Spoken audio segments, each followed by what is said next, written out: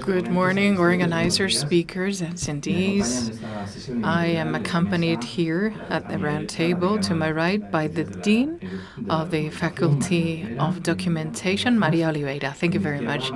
And to my left, Maria Gallo Callosa, President of the Anastasia. Oh, sorry, Félix González. Welcome. I'm Cristóbal Fernández, Vice Dean, Deputy Dean of Communication, and I would like to welcome you here, especially those of you visiting us for the first time at this Faculty of Information Sciences and those of us following us through streaming through our YouTube channel. Welcome to this faculty, which is a pioneer in the training in documentation and information, research, and teaching for more than 50 years. I would like to convey a very special welcome by Jorge Clemente Mediavilla, our Dean, who cannot accompany us, but who would like to share the best wishes for this fruitful event. This is your home. Many of you might have gone through training, and we're delighted to welcome the international event on Robert Capa and the memory of Europe, which kicks off today and tomorrow will continue at the documentation faculty of the university.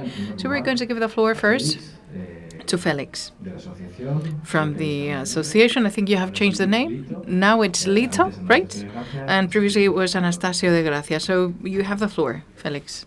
Buenos días. Lo primero que quiero hacer es saludar a los presentes en. I would like to say hello on behalf of the presidents of the foundation who couldn't make it here. I would like to thank the Faculty on Information and Documentation for their collaboration in the organization of this international event, the research group, Photodoc, and the Town Hall of Madrid, who is collaborating in the funding of the Robert Capa Festival. I would like to thank Maria Oliveira and Cristóbal Fernández Muñoz, who accompany me at the table today. Initially, I would like to recall the victims of Dana, the floodings in Valencia and Castilla-La Mancha and other regions of Spain who are undergoing dire straits, and we hope that they can gradually go back to normality. Our foundation, which is a foundation boosted by a trade union organization, but with the presence of a very important board, for years has been devoting most of their energies and efforts to the discussions and workshops in order to contribute to the improvement of our society through events like this. And therefore, this is a foundation where you can see that when we prepared this workshop, the name was Anastasio de Gracia, but now it's Fernández Lito, who is the president's name, who passed away recently. So it's a pleasure for us to bring together important, prominent experts in the figure of Robert Capa, like the projects in Hungary, Italy, France, Germany, or in Mexico as well. And it's fantastic to count on the presence of initiatives that have appeared north-south from this country, like Aitona, Lleida, Espejo in Córdoba, and the research conducted in Toledo, Granada, and Almería. This encounter reveals that there is an ever-increasing interest in the works of Robert Capa as testimony of our common memory, which is currently doubted sometimes. So in the history of this photo reporter who was born in Budapest, who was an exiled reporter seeking to portray fascism and the war and seeking for refugee in the US, this is an example of a refugee who, as of today, is something which is ever present in Europe and which sometimes we neglect just because someone is coming from a different background, country, has a different color of the skin. The Robert Capa work reminds us of everything that brings us together during the different wars in Europe, and it allows us to get a common understanding around a common language, which is photography. I always say that photography, and here we have more important specialists on this field, photography is something that puts us in front of the mirror. Photography, to us human beings, leads us to reflection about our past, present, and future. I'd also like to recall, especially the hundreds of professionals who, as of today, are covering all around the world different conflicts, which sometimes are not properly acknowledged, and who conduct a very important task in order to convey which is the reality and the truth lying behind the world's events. I would like to conclude by thanking Cynthia Jung, our star speaker, who has always boosted all the initiatives we created, and she inaugurated the 2019 festival Robert Capa at the Reina Sofia Museum before the Pirandelli 10 picture from Robert Capa. And I would like to thank all the researchers invited to this event for their effort, participation, and I hope that these 2 days are going to allow us to focus on what Robert Capa means, the memory, photo reporting as such, and everything which has to do with collective memory and the individual memory of everyone. Thank you. Muchísimas gracias. Tiene la palabra a continuación. Thank you very much. Now we give the floor to the Dean of the Information Faculty, Maria Oliveira. Good morning. Thank you very much. Dear Felix, dear Cristobal, thank you very much for allowing me to attend the inauguration of this workshop, because there's a twofold workshop, one at the Faculty of Information and another one at the Faculty of Documentation, and you're kindly invited to attend tomorrow's event as well, where we'll do the closing. For several years at the Faculty of Information, we have been collaborating with the Foundation, and I belong also to the Photodoc group, because since 2019 we were at the first Robert Capa Was There festival, so I would like to thank you also for counting on the faculty, and we will always back you up, because this is a claim towards photography, and it represents our memory of the past, but also the memory of the moment, because photography is an instant that we capture and then later on we'll continue to study. And thanks to these days, we're going to claim the figure of a very well-known figure, but we need to claim how he acted and the great work that he did, and we will do it at Pirandelli 10, and we're going to recover that instant. So I would like to welcome you. We'll wait for you tomorrow at the Faculty of Documentation, because these are going to be really dense, really active, really fruitful sessions, and we're going to draw a lot of conclusions, for sure. Muchas gracias, María. Thank you very much, Maria. For my part, let me highlight the fact that as part of this festival, well, the most preponderant figures of the mythical Robert Capa get together, and the representatives of the centers which all around the world pay tribute to their figure. It is an honor to do so from the faculty. We are at the very core of the university city, and as of the 11th of November, we held a guided tour of Robert Capa Was Here, and this area has been mistreated, so to speak, and at the side facade of the building, you will find, as you go down the stairs to your right, some footprints of the memory which not so long ago were hidden behind the bushes, but which right now you can visit. We're literally on the front line. So it's a good place to start talking about the memory. I would like to congratulate the organizers, the foundation, and also the Biblioteconomy and Documentation section, the Photodoc Research Group, and the Faculty of Documentation Sciences, and all supporting entities that have made this a reality. And especially allow me to acknowledge Alicia Parras, our professor, who is always engaged in all kinds of in-depth activities with a refreshed point of view always at the faculty, so thank you very much. Many of Robert Capa's pictures taken under difficult conditions convey the chaos of the battle in an unprecedented manner, helping define the gender of photo reporting, which is part of the training we impart at this university. Let me highlight our commitment to research and innovation on this field from our faculty.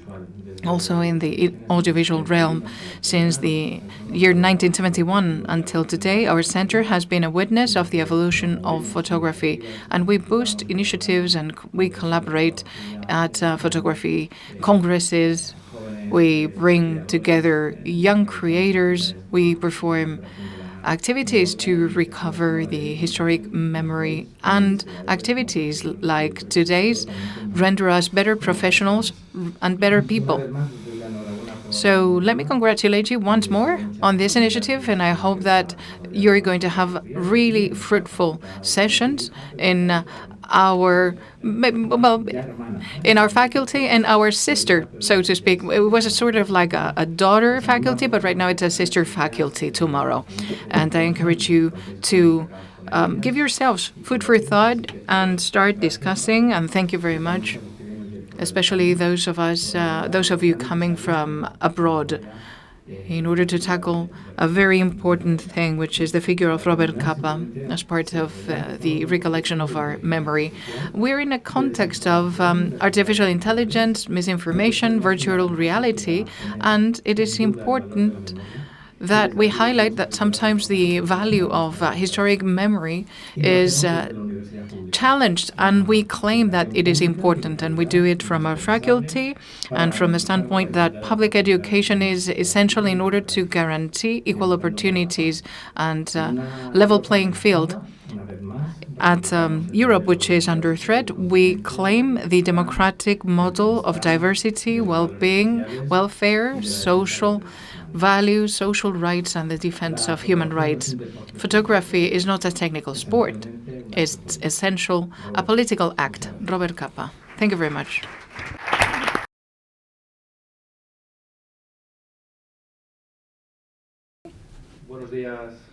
Good morning to you all. It's a great pleasure and a thrill to kick off this international workshop where we have gathered, all of us, all Capa people, so to speak, associated to the figure of Robert Capa. This is title that I steal from Fernanda, the Capa people. Okay, I would like to start by thanking you all for your attendance. Thank you very much.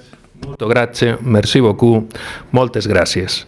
Muchas gracias a todos y todas. Thank you very much to you all for rendering this Robert Capa workshop feasible. I'm sure that Erno Friedman will be happy seeing us all gathered together from wherever he might be today. Today also, it's 88 years since the arrival of that young Hungarian photo reporter to Madrid, war photo reporter who still didn't know that he was a photo reporter because it was the first conflict that he would be dealing with in Spain, and which will reinforce his figure. At that time, he found a broken city which was being punished by Hitler and Mussolini's bombs against the Republic. The images of the havoc wreaked in Vallecas became the front page of the international newspaper, where we could see the name of Robert Capa in bold letters in Paris. And the Pironcelli 10 figure became a universal emblem of the vulnerability of childhood through the bombing, through its continuous repetition in publications all around the world. This year, where we have the 70th anniversary of his death, we needed to pay tribute to his figure, to claim his legacy, which talks about the empathy with the innocent victims of destruction and suffering of the exiles, in a world which has disappeared but which doesn't seem too different from today's. His work is the memory of our Europe, which sometimes seem to suffer from some sort of Alzheimer's disease in certain corners. His work is a claim to peace in order to avoid the tragedy of the conflicts in the world. From Leipzig to Madrid, from Troina to Mexico, from Budapest to Paris, through Aitona, Espejo, Toledo, or Montreal, we are joined by the thread of the footprints of this photo reporter. Let's weave together with this thread a network that connects us all, abolishing frontiers, seeking for values like democracy, tolerance, and peace. A Europe with memory. Thank you very much. I give the floor to Juan Miguel Sánchez Vigil, the director of the Photodoc Research Group. Thank you very much. Thank you. Good morning. Welcome. Quite briefly, just evidently allow me to subscribe to José María Ovilla's words, who has been the soul of this event that you're going to be attending. I would like to thank all attendees for their collaboration, for your attendance, and let me make a few comments which I deem interesting. Under the title, you can see the word memory, Robert Capa and the memory of Europe. Evidently, memory is something of a universal nature. It has been alluded to by the Deputy Dean, by Felix González, the President of the Foundation, to different subjects of interest. One of them, or maybe the last one alluded to, has to do with the amount of reporters who are murdered currently and under different conflicts. The one we have in Europe and the other one in the Middle East. It's important to raise awareness of all of this and link this to the figure of Robert Capa and his work all throughout his life. And together with the word memory, we should be able to highlight another word, which is peace. Peace which might seem impossible to achieve and which ultimately, at the end of history, has happened at some point in time.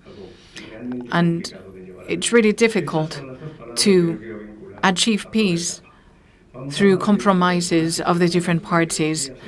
We are going to be talking about Robert Capa at the Faculty of Information Sciences and Documentation Sciences. But beyond the figure of what Robert Capa means, we would like to focus on photo reporting and the delivery of photo reporters before, during, and after.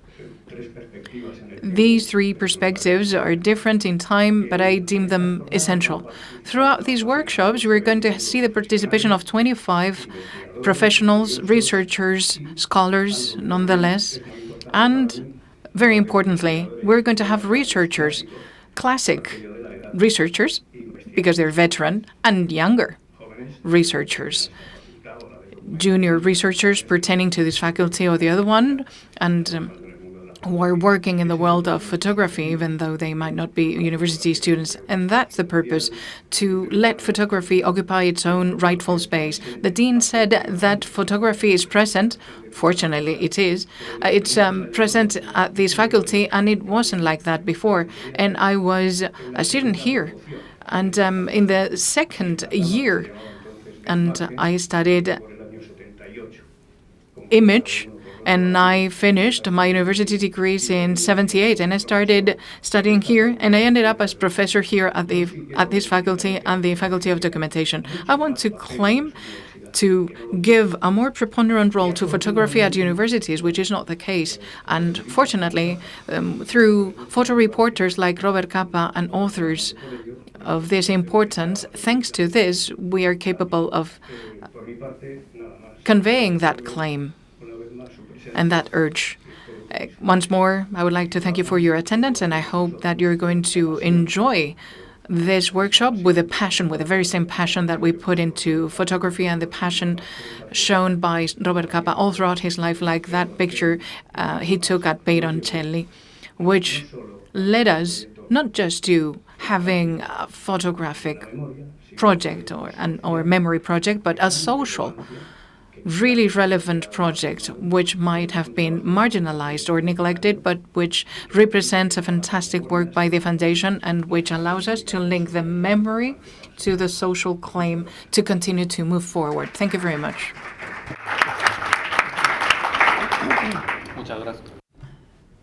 Thank you very much, Juan Miguel.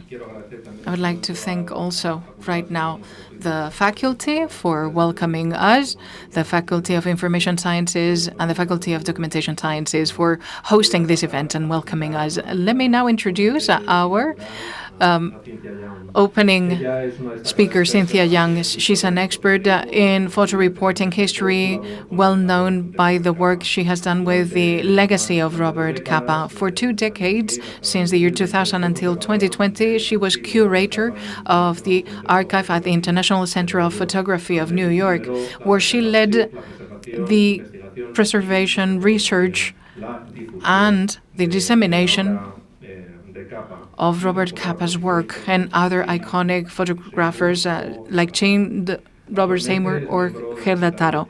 She is part of the Magnum Managing Board, and she has participated in the In Color We Went Back photographs for Europe by Chin, the Mexican Suitcase,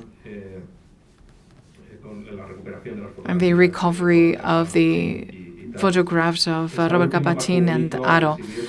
And it was a milestone because they shown the Mexican Suitcase negatives and the conflicts of the Spanish Civil War. Several of these pictures were shown at the Círculo de Bellas Artes, and in addition to his work with Capa, Young has been curator of some other influential photographers like Ralph Eugene Metier, and she has imparted international conferences on the history of photo reporting. So Cynthia Young is a central figure of conservation and analysis of documentary photography of the 20th century, combining scholarship, sensitivity, artistic sensitivity, and a deep commitment to the historic memory. Thank you very much for being here again with us. Cynthia, you have the floor.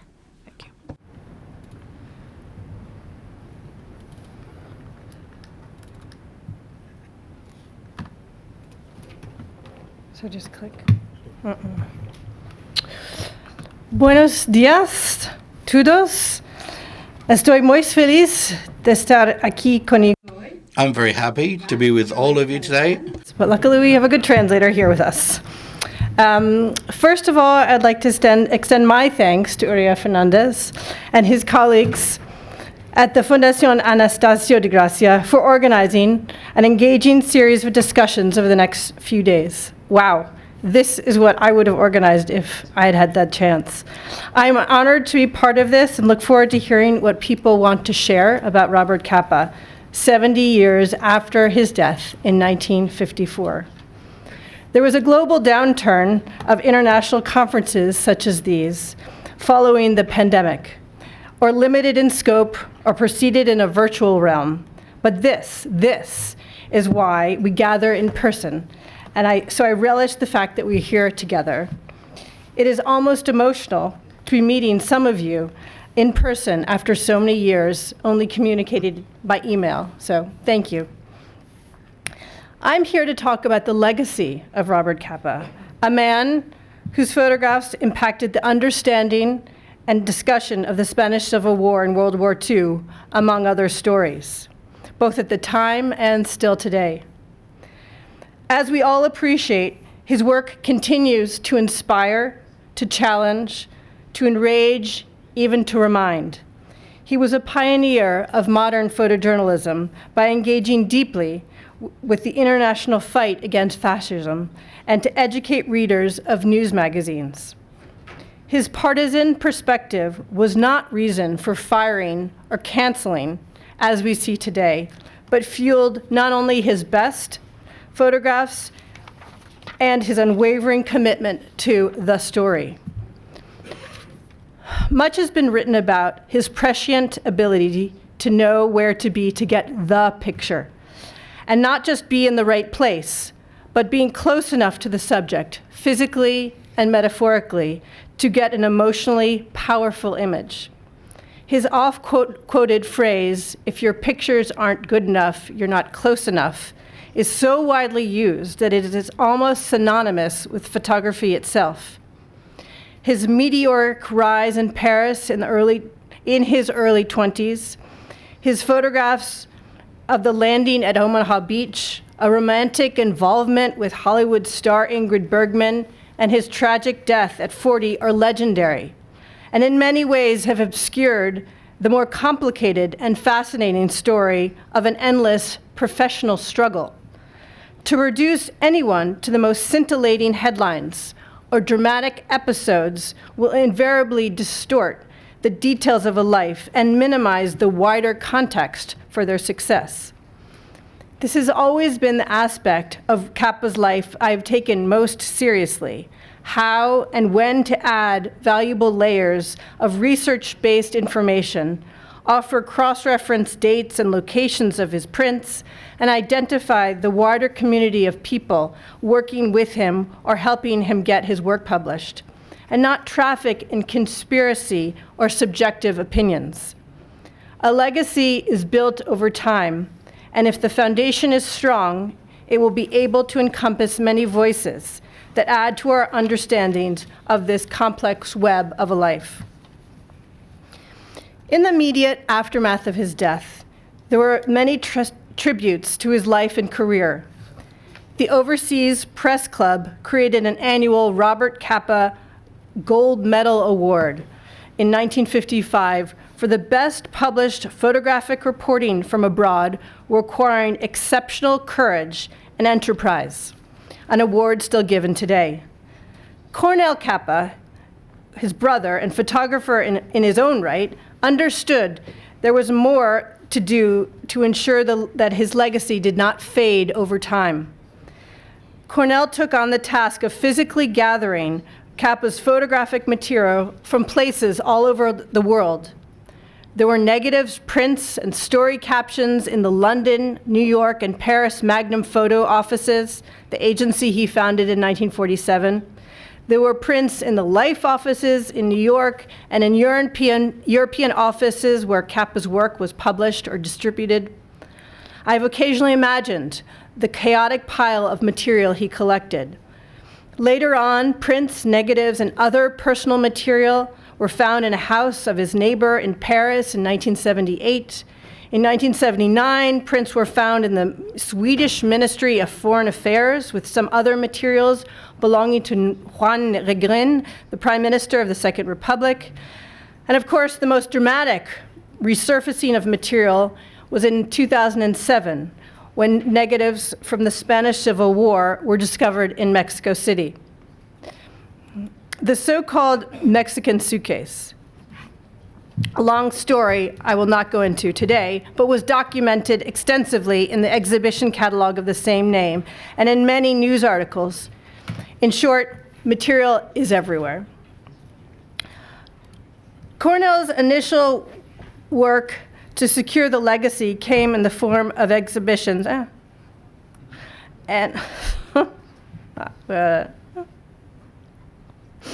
Cornell's initial work to secure the legacy came in the form of exhibitions and photo books. They traveled internationally and were translated in many languages. The sequencing of the images and his focus on his images of Paris in the 1930s and the wars he covered. The beautiful reproductions often had little text, but they made a case for Capa's trajectory as a young Hungarian refugee in cosmopolitan Paris who set the world on fire with his stark images of human survival and sacrifice, fighting against fascist regimes in the name of humanity. Cornell's projects also included the work of Capa's great friend Shim, later published under the name David Seymour, who, like Capa, had a hauntingly similar story of Jewish exile from Poland to Paris, and widely recognized for his images of the Civil War, and who died in the field 2 years after Capa in 1956. Cornell eventually started a fund for concerned photography, which supported work in the spirit of what he called concerned photography, which is an umbrella term for work that loosely embodied a humanistic spirit and dedication to the dignity of man. After working with various institutions, in 1974, Cornell wanted to create a home for photography in New York City, and the Fund for Concerned Photography became the International Center of Photography. He dreamed of an institution that would, 1, present exhibitions, 2, educate people about photography, both how to take pictures and how to talk about them and think about them, and 3, create an archive and collection of photographs that could be studied, exhibited, and preserved in perpetuity.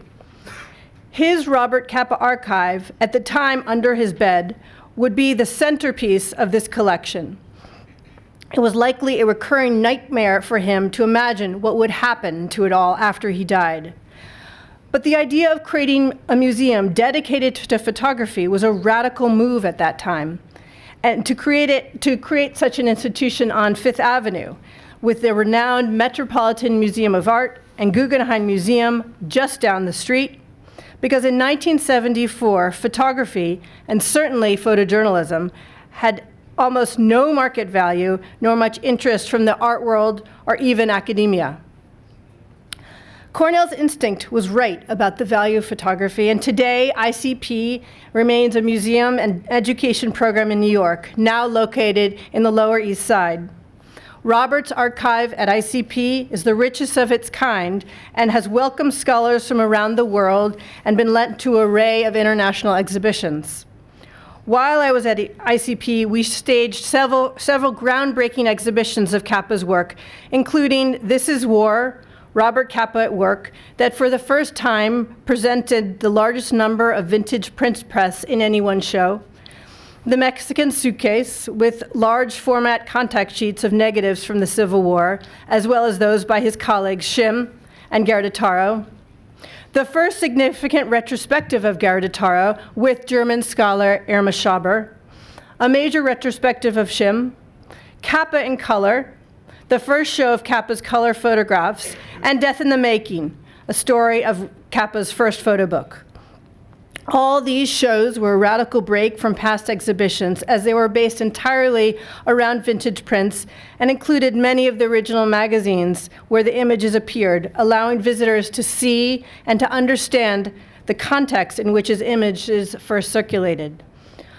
Part of the work for all these shows was building the collection, buying hundreds of magazines from the 1930s through the 1950s, thank you, Michelle, where the work was published: French, Dutch, Japanese, Swiss, English, Spanish, Swedish, Russian, and Chinese.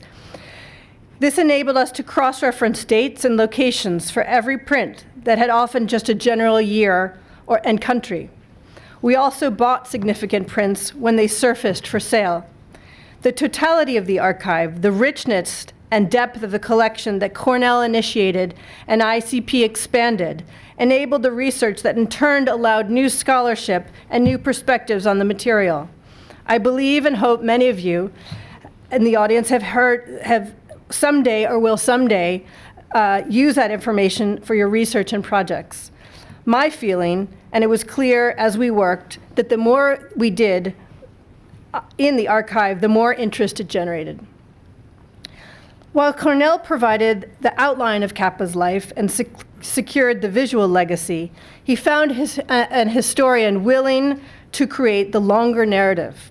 In the early 1980s, Cornell invited Richard Whalen, a young historian who had written about photography and ICP, to investigate the archive and interview surviving subjects with his blessing. When the full biography was published in 1984, Whalen's book filled in the details about Capa's life for the first time. It was pivotal. It created the larger framework to understand how his family and the social political environment in Budapest of his youth shaped his drive for independence and recognition. It laid the groundwork for how he covered the rise of the Popular Front in Paris, the rising national and anti-Semitic sentiment in Germany, and why, when the Civil War broke out in August of 1936, Capa and Taro together found a way to get there to cover the news. Whalen also made a giant leap into the organization of the photographs, which until then were in general broad categories. Many of the pictures from Spain were dated 1936 to 1939, without much regard to place or year. It was actually Whalen who first made an attempt to locate and date the falling soldier image, a story, and of course one of endless controversy that we're not going to talk about now, but I hope to expand on at a later date. He singled out images that were less about war than about human connection. But any writer has their biases and personal interest or limitations on the freedom to pursue whatever direction of inquiry or conclusion. He had begun to revise and expand his biography when he died suddenly in 2007. That is when I started working on the archive. I hope I'm not the first to tell you that the history of the Spanish Civil War is not well studied or known in the United States. In many history books, it is discussed in a paragraph before the longer chapter about World War II. The 2,800 of Americans, as part of the international brigades who arrived to fight with the Loyalists, the covert American business involvement with the Nationalists, and the use of new technologies as a rehearsal for World War II are not taught. More often, it is better taught in Spanish language classes.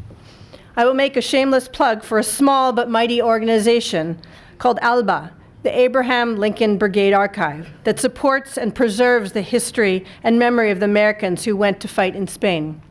They have an annual high school teaching program that gives resources and seminars to history teachers about the war so they can incorporate the lessons in their classroom.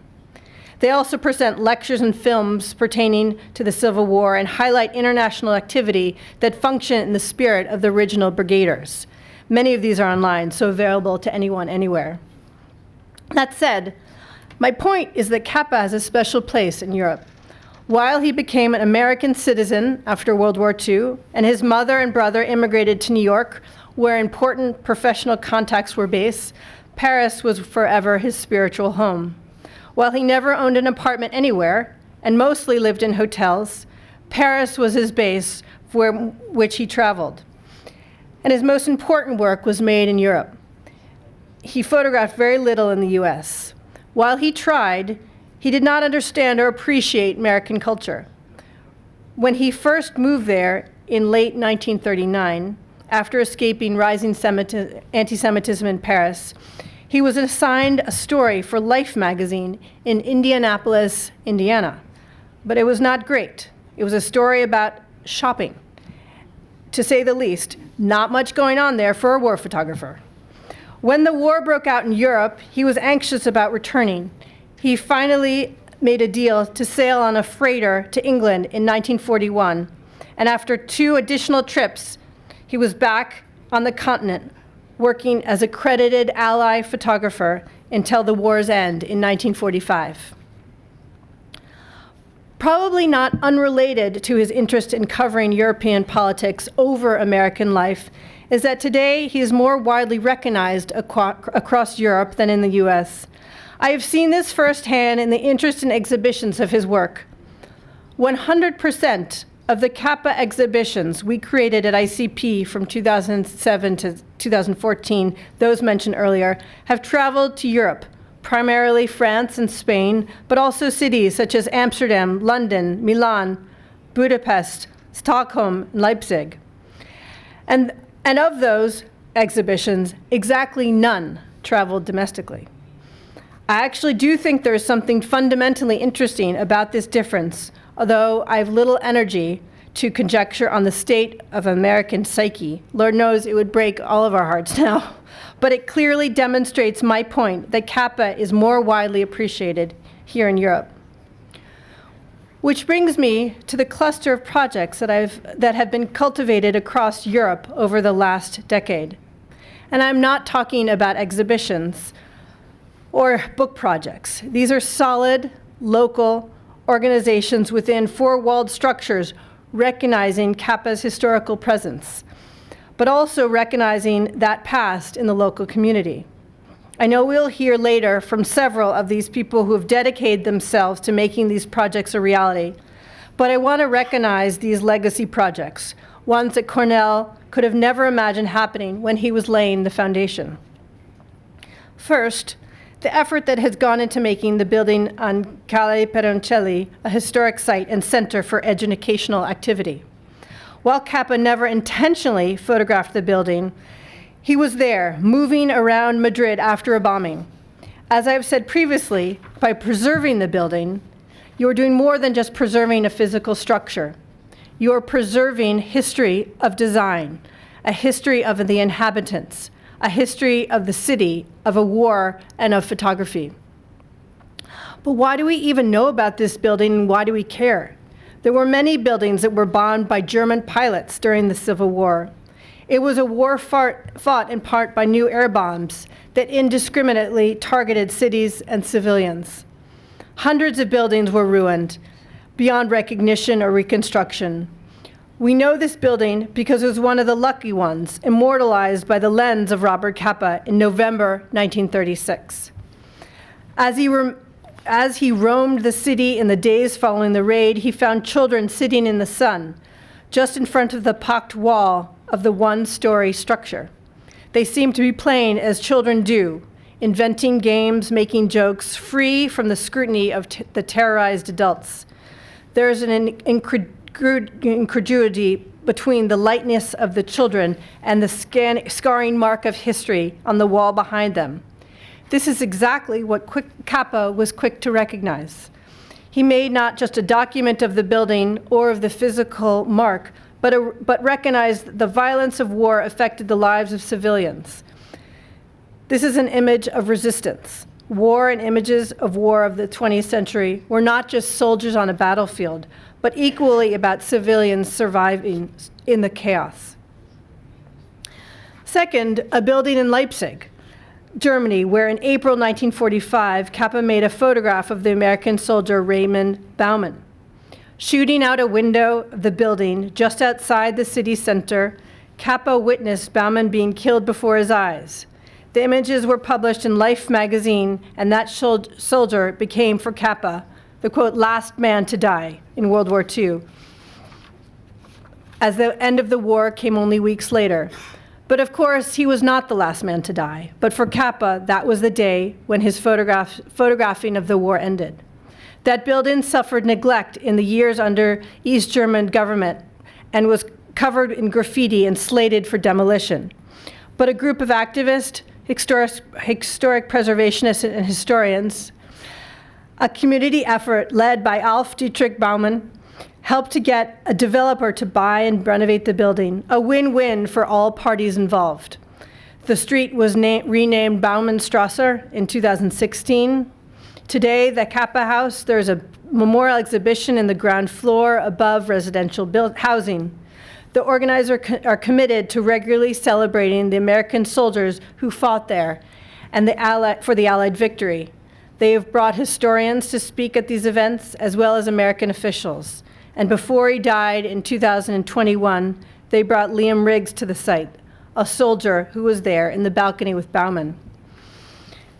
And in Berlin, where Capa made pictures of the first Rosh Hashanah service after the war in September 1945 in the Frankenlufer Synagogue, a dedicated young group have created a permanent exhibition of his images in the remains of the synagogue, and plans for a community center and a restoration of the original building are underway for completion in 1926. Again, a permanent structural project made manifest by Capa's photographs. A plaque in Paris in the Rue Froidevaux in the 14th arrondissement. This is the address of a studio where Capa had a darkroom, mostly tended by his Hungarian friend Csiki Weiss. For the important years between 1937 and 1939, the photographs of Capa, Shim, and Taro that were eventually seen on the pages of the international news magazines were first edited and printed there. The location was pivotal to the development of Capa's career. His first address, to which his name as a photojournalist was attached. On the back of hundreds of prints made during that time were stamped photographer Robert Capa, Rue Froidevaux. While a city plaque might sound like a minor project, it is a monument to his years in Paris in the late 1930s. That city of Paris chose to recognize Capa, as well as Shim and Taro, like this, is another long-lasting testament to their legacy. It took years of campaigning by a team of dedicated Capa superfans, journalists Michel Lefebvre, who's here today, and his colleagues Bernard Matussière, who was one to find the Capa material in his house, and Bernard Lebrun. One performative project by the American historian John Monsky uses Capa's images from D-Day as a touchpoint for his nearly 2-hour symphonic visual history presentation of the dramatic final months of World War II in Europe. In the eyes of the war from D-Day to VE-Day, Monsky and singers provide the narrative and are accompanied by a full live orchestra and projected video and images. Capa and his photographs from Omaha Beach are the centerpiece of the drama. It is serious, respectful, and loaded with reverence for the soldiers. It is performed in major orchestras, halls, and is educating American audiences on that history. It would be nice if someone did something similar for the Spanish Civil War. Before I finish, I want to show you this print, as an example of how a legacy adapts. Cornell never included any color images by Robert in his projects, never mentioned. Serious photojournalism was in black and white. The post-war color images did not fit in the narrative. But this image of Indochina, early in the Vietnam War in 1954, I would argue is one of Capa's best war photographs. Cornell thought so too, so he printed it in black and white and included it in the best of category, Capa selection, the one time I discovered he did this. I often wondered if Cornell was turning in his grave when we did the Capa in Color exhibition. But as a result of the Capa in Color research, we now know this image as Capa photographed it. In conclusion, what makes a good legacy? Is it closer to maintaining relevance or preserving reputation? Is not a good legacy one that promotes new projects, engages new scholars, invites different perspective, or one that curtails use, if not directed or deemed acceptable by the archive? I would like to believe it looks like something we will see here in this conference, something that I have tried to outline, a continuous expansion of the story beyond the sanctioned images, outside the exhibition walls, preserving a wider story of mid-20th century European politics to the young people of today. Let history be a lesson. Cornell may have wanted or needed to tightly control the legacy of his brother in those early years, but now, as so many new writers, photographers, and doers, that broader category of people doing less traditional projects have contributed to our understanding and appreciation for Capa's work and time. It has become more interesting, not less. Thank you very much. Thank you very much, Cynthia. We still have 5 minutes in case anyone in the audience would like to pose a question to Cynthia.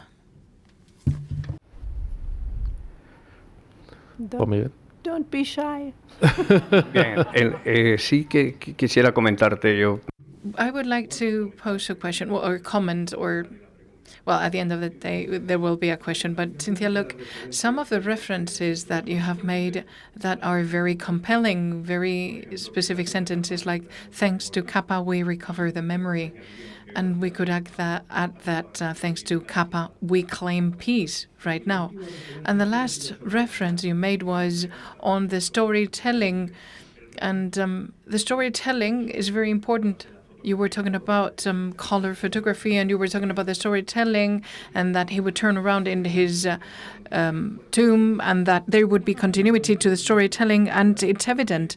The continuity is evident, and I think Cornell's figure that you have alluded to constantly needs to be claimed as well in this event. So the storytelling and the continuity is present here, and the claim from Cornell is clear on the ICP, because in the archive work, the fact that they set up this archive means that we are here today working on Robert Capa's work. And some of the other things that I noted down are interesting and are make a reference to what I alluded to at the beginning, the social background topic. You said that with the picture from Peyroncelli, he tried to show terror regarding the vulnerability of the children, the vulnerability versus the terror. And you consider that this is a picture of resistance and survivors and resilience. And now I'm going to ask about the ICP. If you're in contact with it, do you continue to work with the archive? Are they applying artificial intelligence in order to find describers and catalog? But I would like to pin down the subject of survivors vis-a-vis the current situation we're witnessing right now. The images we are portrayed, not just fixed, but also mobile images of the conflict, because at the Peyroncelli picture, the children are alive, but in the pictures that we're getting from Ukraine and Gaza, children are dead. That interest in showing children alive has to do with survival, and he reflected it perfectly. And the question is, what is the ICP currently doing? Preparing a new exhibition? Are they working in the recovery of additional material? Because talking about the color, you were talking about the color photography, and you said, well, the subject of color is moving to black, which is something that the 50s, 60s, 70s photographers working in color, now when they do the exhibitions, are conveying their pictures to black and white. But this is a wonderful picture because of how colorful it is, and the composition. You mentioned that it's being moved to black and white. Why? Why moving to black and white? Why that change in color? The color photography in Capa has not been studied? Just to clarify, that Cornell printed this color slide, color positive, in black and white certainly by the 80s and early 80s, when he was making a selection of what he deemed the 1,000 best images of Robert Capa. And the point was for Cornell at that time that serious photojournalism was only in black and white, and Capa's best photographs, arguably, the greatest number of pictures were only in black and white. And color photography, while it had been used for many decades, was still the realm of fashion, of advertising, of dreams. That serious documentation was still in black and white. So that is why Cornell never included any of the color images in his projects. It was also a bit more expensive too, but not just financially. It wasn't just a financial decision. It was a really it was a really philosophical decision on what photojournalism looked like. And of course now, since that time, that's changed, and I think now we can really appreciate Capa's color photographs in a way that it would have been harder then. I can't say, I wasn't there, but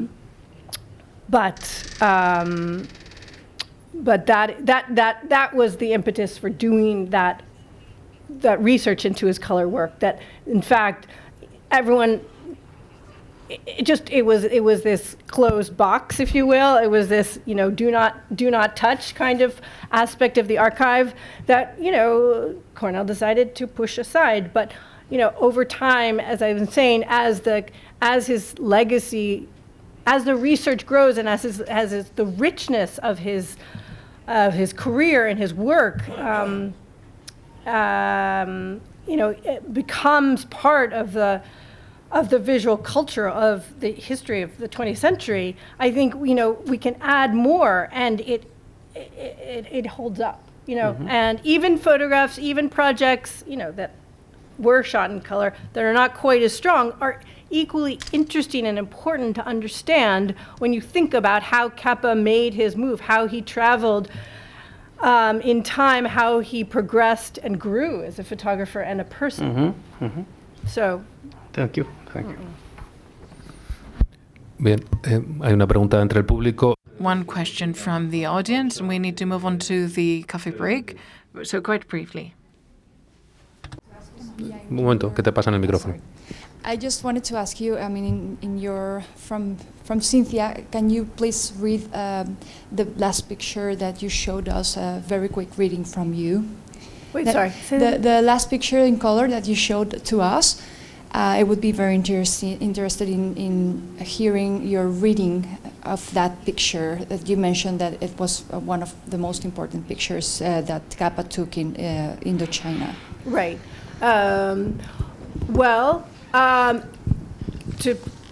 put it in context, that war at the time between the French and the Vietnamese was not one that Capa went to photograph. He did not get there himself. He was in Japan at the time, and he had been invited to kind of just be in Japan and just wander around and take photographs by a Japanese company.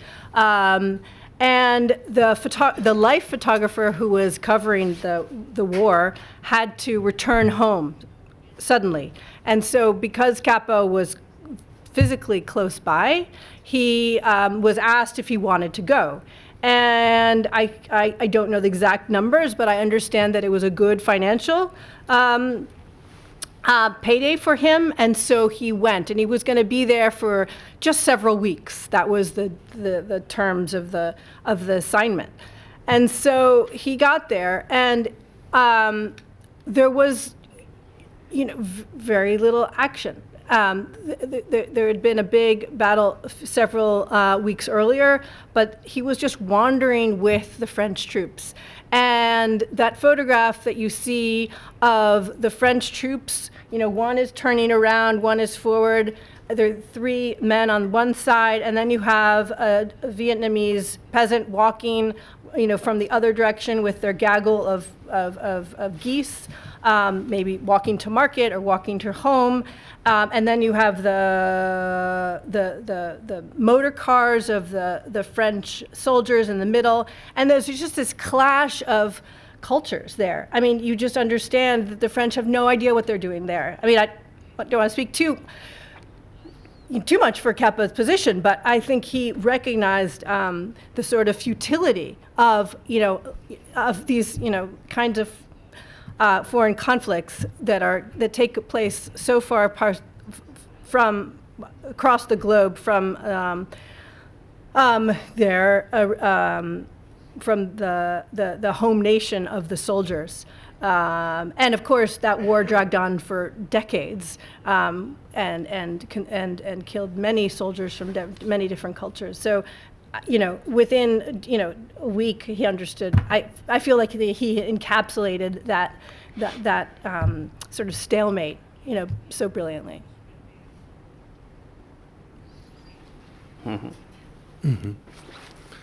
Pues muchas gracias, Cintia. ¿Hay alguna otra pregunta? Vale. Another question. No, hay una allá al fondo. Oh, sorry. Wait. Sorry. Muy buenas. Hello. I would like to ask you, because I'm especially interested in Capa's work at the Normandy disembarkment. I would like for you to give me your vision and some relevant pictures of the landing in Normandy. Sorry. What exactly? The photographs that were published? I mean, wait. What? I'm sorry. Can you just explain a little bit what you want me to say? Which one would you highlight? The most important one, the most interesting one. Right. Some pictures worth highlighting from that moment. I mean, probably. I don't. Maybe there are two that are famous. The most famous, the one that maybe has gotten the most amount of attention is the one of the one soldier surrounded by the beach. And I think that one so is very Capa-esque, and it has resonance, I think, with the falling soldier image in the way that Capa was able to, reduce, thousands of soldiers into just one, making one out of so many people, soldiers who were fighting this conflict, and obviously give it this extraordinary heroic landscape in which that figure appears. The fallen soldier with the sky above him, and of course the Omaha beach with the terrifying waves surrounding him. I mean, that was the kind of quickness in which Capa envisioned pictures with his camera. And no accident that he continued to see that kind of image as he worked. Gracias. La última. Thank you. The last question, and then we move on to the coffee break. Okay. I'm going to steal a question from your friend. I'm wondering if ACP is still working on the preservancy and conservancy of Capa's work, and how it was for you to work with this in this project. Do you have a connection with photography, or how was the feeling or connection that you have with Capa's work? Yeah, so the archive is still at ICP in New York, and how was it to work there? It was extraordinary. I mean, it was, I suppose it's hard to remember the first time. I mean, sort of overwhelming, I suppose, at first, but, I don't know. It's a language you get to learn, and a familiarity with the prints over time. And I spent a lot of time, just if, Cornell made a big arrangement and Richard Whalen made, a tighter organization. I, made even, minute changes. I would get very excited when I could figure out, oh no, this was taken in October and not, or even October 17th. I could figure out exactly what day a print was taken. So, that was sort of where I was really in the, the tiny details about prints. But that, as I said, was in part able to do that, not only because we had a team of people and really lovely and wonderful international interns working, and two other staff members with me, but we also had the magazines to look at. So if we had a print that was the same subject of something that was published in the magazine, but not exactly the same print, we could still make reference to the story. We also had negatives, so if we didn't have a print, but we had a negative that looked similar, we could reference that. So it was just, as I try to explain, the richness of the whole archive made, so much of this research possible. And, it's one of those things where, it's that's the value of having them all together. Even in this world of digital, communication and digital archives, that's still super challenging when you really, really sometimes just want physically everything, on the table. Bien, pues muchísimas gracias, Cintia. Okay, thank you very much, Cynthia, for your brilliant presentation and all your explanations. Now we're going to move on to the coffee break. We'll resume at 10:30. And I would like to communicate to you that during today, the Fragua bookshop is going to have a stand with the books of the authors presenting here today, just in case you might be interested in becoming more acquainted, and you can make the most of that moment to get signatured by the authors.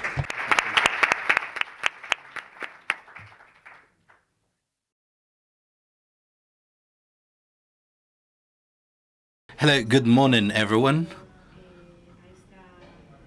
We're going to start with a new session. This roundtable will be called The Robert Capa Connection, Europe United Around the Memory of a Photographer. My name is Alicia Perez.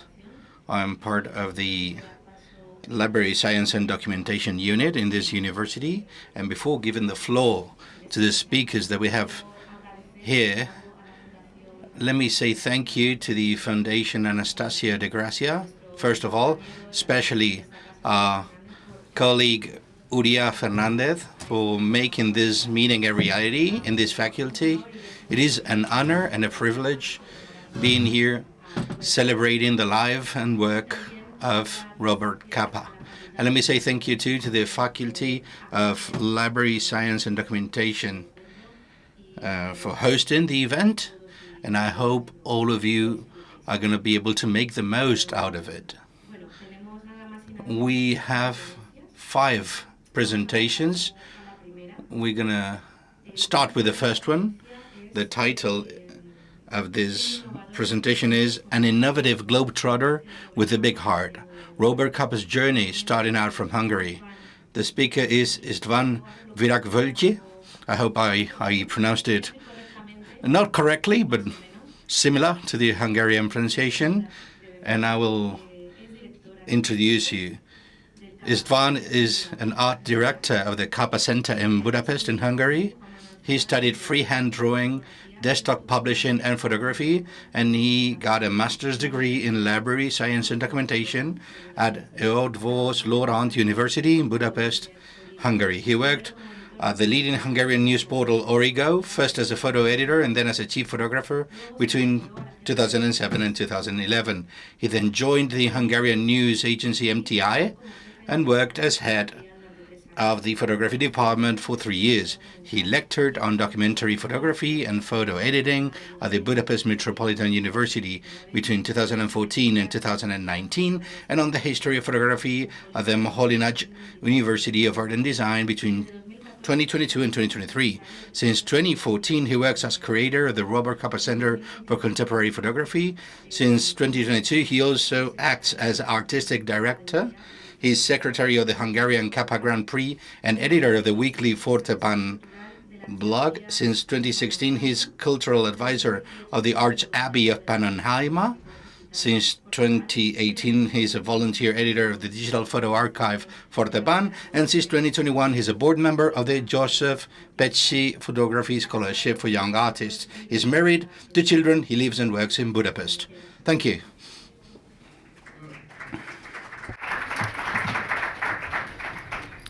That was very thorough. Thank you very much. Hola, hello, welcome everybody.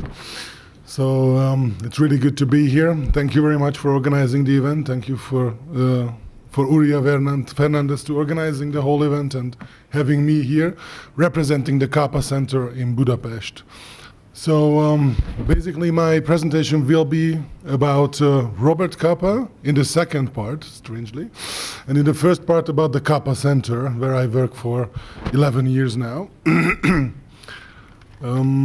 This is the center in downtown Budapest, and I thought that I would want to talk about the center a little bit because basically that's the best way, I think, to pay tribute in Hungary to Robert Capa, to have a center dedicated to his lifetime work.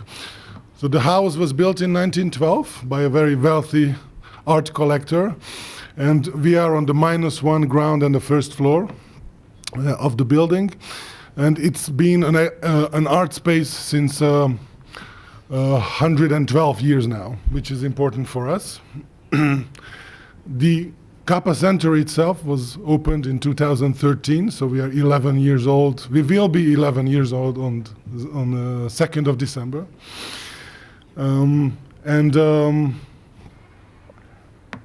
You can see our lobby here. It used to be a cinema back in 1912 when it was first opened. Now this is where you enter and where you see our exhibitions. So we are called a contemporary photography center. And that may sound strange, since we are named after Capa. But I think it's very, very adequate because I think Capa was a really big innovator as you could see from my title. And I think if he would be alive today, he would be a very innovative contemporary artist today as well. So we really see the positive of showing contemporary artists next to Capa's work. That's what we try to do. First, I thought that I will give you a little tour of the exhibitions we have right now at the Capa Center, so you can see some of the spaces we have and what kind of photography we show. So this is the exhibition, solo exhibition of Attila Bartis, a very famous photographer and writer in Hungary, and he partly lives in Budapest, partly in Jakarta, and he created this portrait series in Jakarta. This is, by the way, the first floor, which is 650 square meters of temporary exhibitions. So on the first floor, we only house temporary and contemporary exhibitions at the same time. So this is the show of Eszter Horváth, a documentary photographer working in the Arctic region, the northernmost outpost of scientists living in the north of Norway. This is the biggest space we have, a 17-meter long room. This exhibition is by basically it's a Japanese exhibition. It's motivated by the Zen ideas, if you will. I don't want to go into detail because we can stay here for 2 weeks then. And then we have a solo show of Ara Güler, famous Turkish photographer. He's also called the Eye of Istanbul. And we have the Turkish-Hungarian Cultural Year ending this December, and in part of this year we are showing Ara Güler's work. And normally in this space we are having another permanent exhibition. One we have downstairs that I will show later on, that is showing Robert Capa's work. And normally we have here André Kertész's work, because as you may know, Hungary has a few photographers on the pages of photo history books. So André Kertész is also one of them, next to Robert Capa, and also László Moholy-Nagy and Martin Munkácsy as well, and Brassai was also Hungarian. So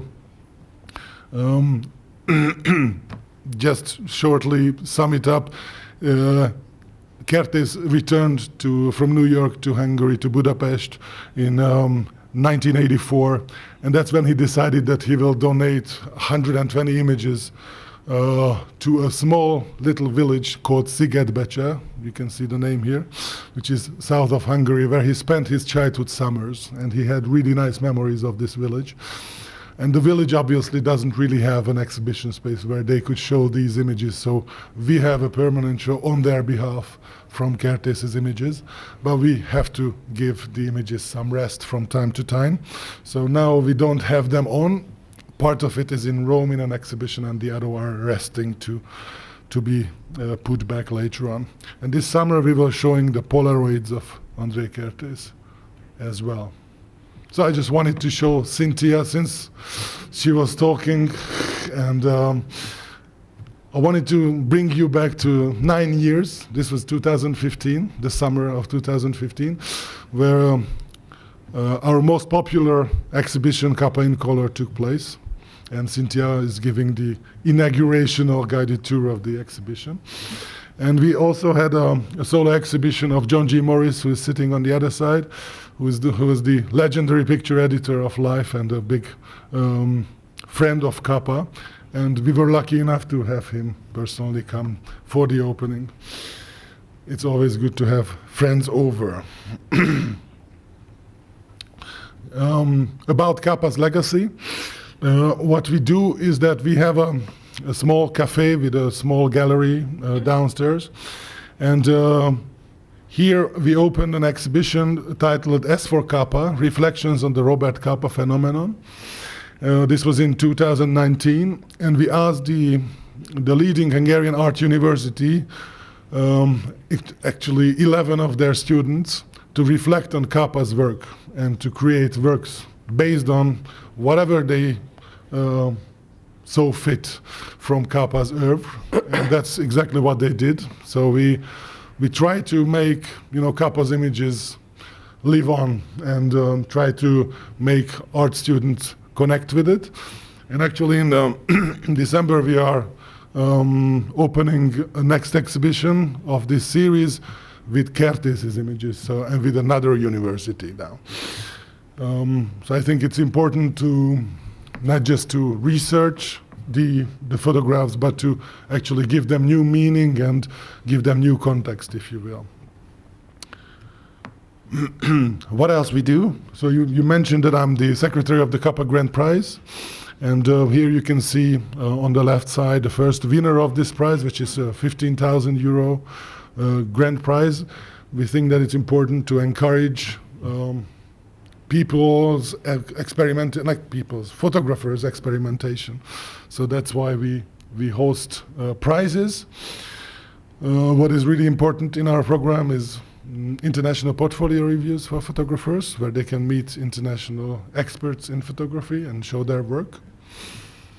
And I thought that I will mention a Spanish-related exhibition we had in 2021 in the summer of Nicolas Müller, who was born in Hungary and went on to become a really great photographer here in Spain.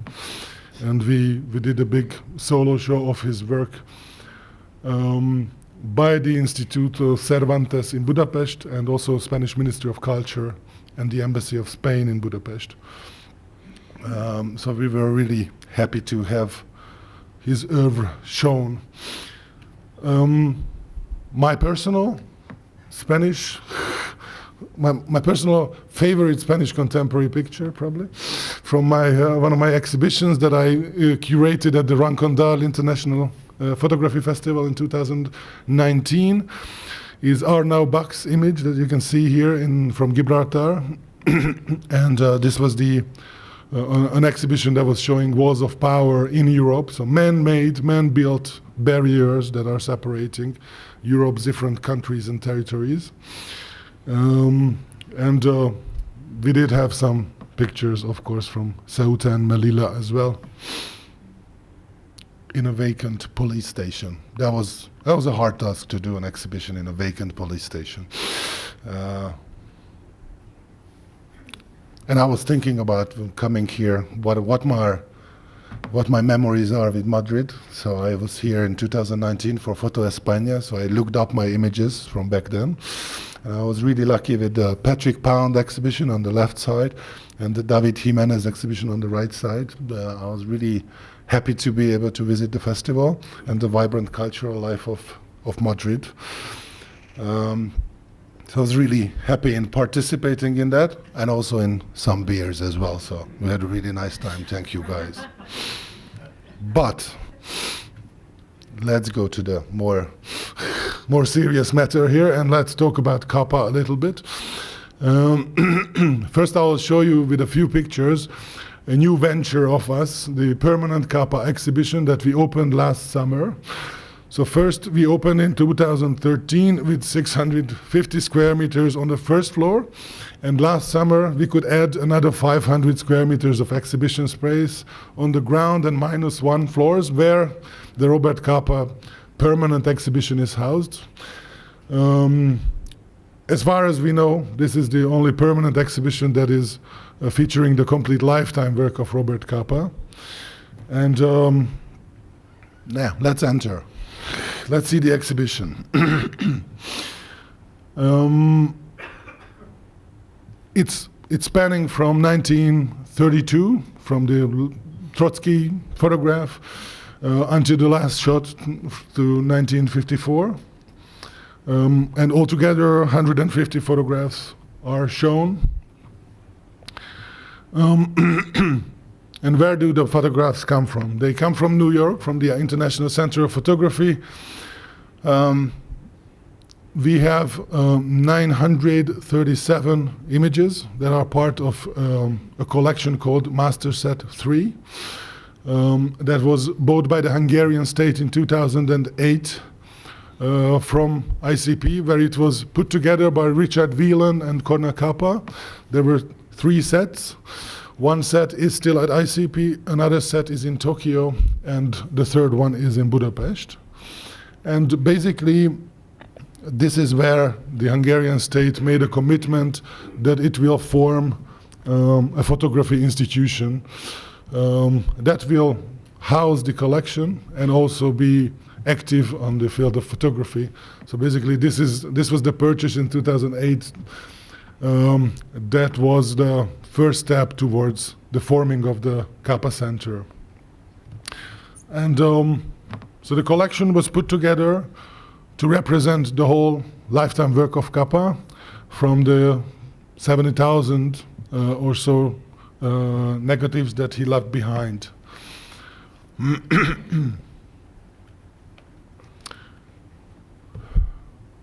I'll show you a few interior shots of the space that used to be, as I mentioned, it used to be a cinema and then a theater later on, and now it's an exhibition space. It's always interesting for us to have the continuity and the legacy of a space. So this is just to give you an idea about the show, and to talk about Capa as an innovator. And the reason I'm choosing this angle is that we think that this is exactly why we named the center after Capa, because he was an innovator, he was a thinker of new thoughts all the way. So we don't think that we should be only showing black and white war photography. On the contrary, we should show innovation that Capa was so good at. So let's see. So this is small Capa.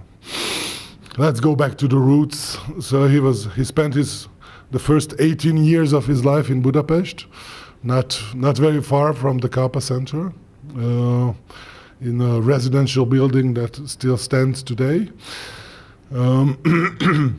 And he's coming from a tailor's family. His father was a tailor. He was running a tailor shop.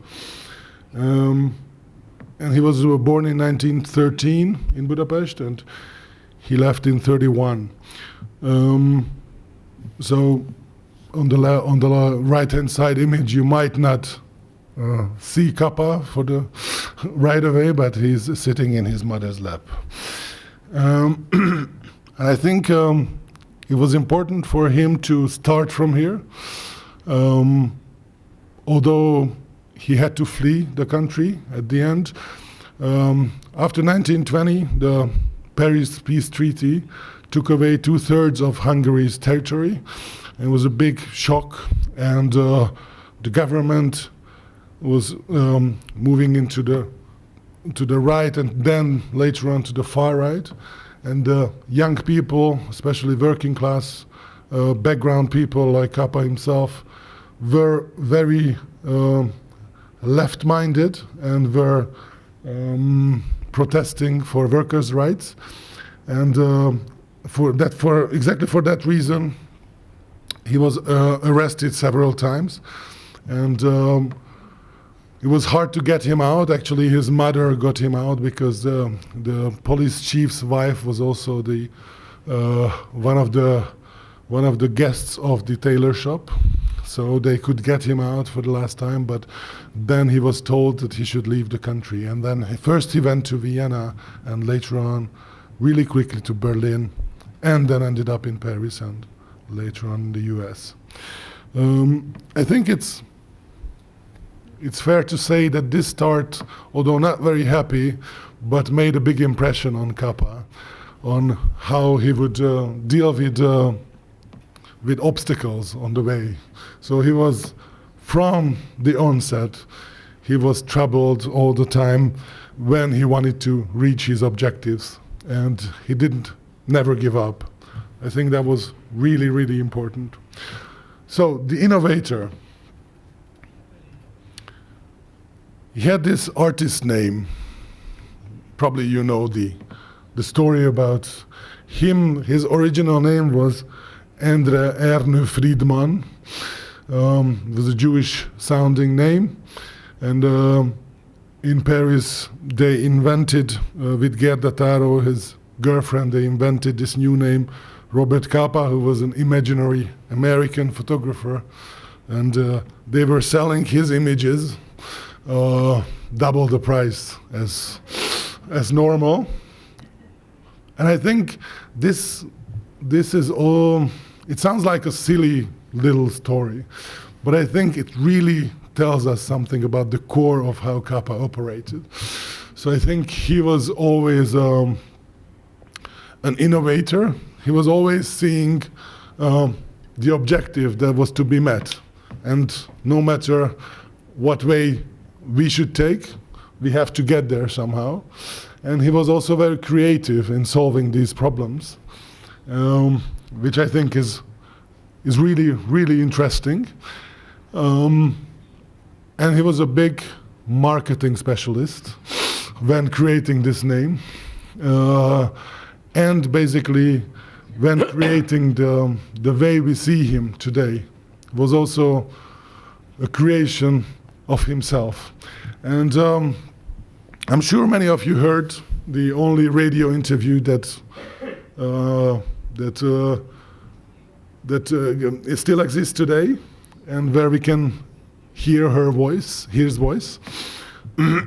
As Hemingway put it, Capa is talking on all the languages of the world, but one worse than the other, including Hungarian. So I propose that we should listen a little bit, a little part, minute and a half from this radio interview where he tells the interviewees about how he changed his name.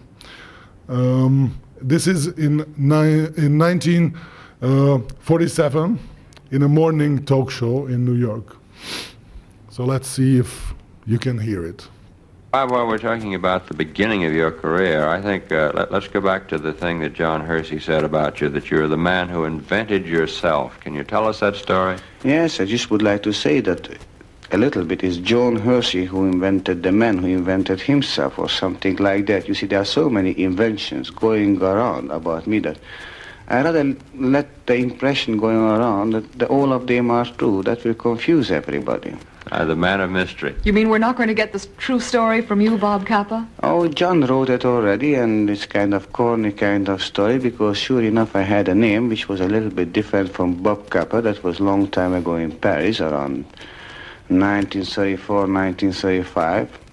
And that real name of mine was not too good. You know, it was a young man, kind of just as foolish as I am now, but younger. And my own name, I couldn't get assignment anymore. And I kind of decided at that moment it's time for me to be a working man, a great photographer, and etc. And I needed a new name very badly. What was your old name? Oh, it's very embarrassing for me to say something there. It began with Andre, and it was Friedman. The two of them hang together, and let's discard it for a minute. All right. So I was figuring on a new one, and I figured that something like Robert would sound very American, because that was how somebody had to sound. And figured Capa, again, sounding as American or something, and figured it's easy to pronounce. So Bob Capa sounded like a good name to me.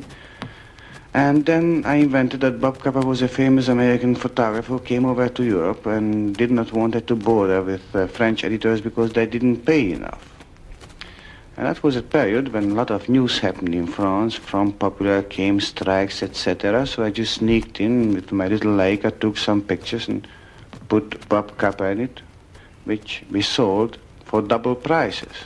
So you went around selling the work of a non-existent cameraman. Oh, I was known as his darkroom man. Oh, I see. You were his darkroom man. Yeah. The mysterious Bob Capa. Yeah, then one day it got discovered, and since then I stayed on to be Bob Capa, and it's quite comfortable.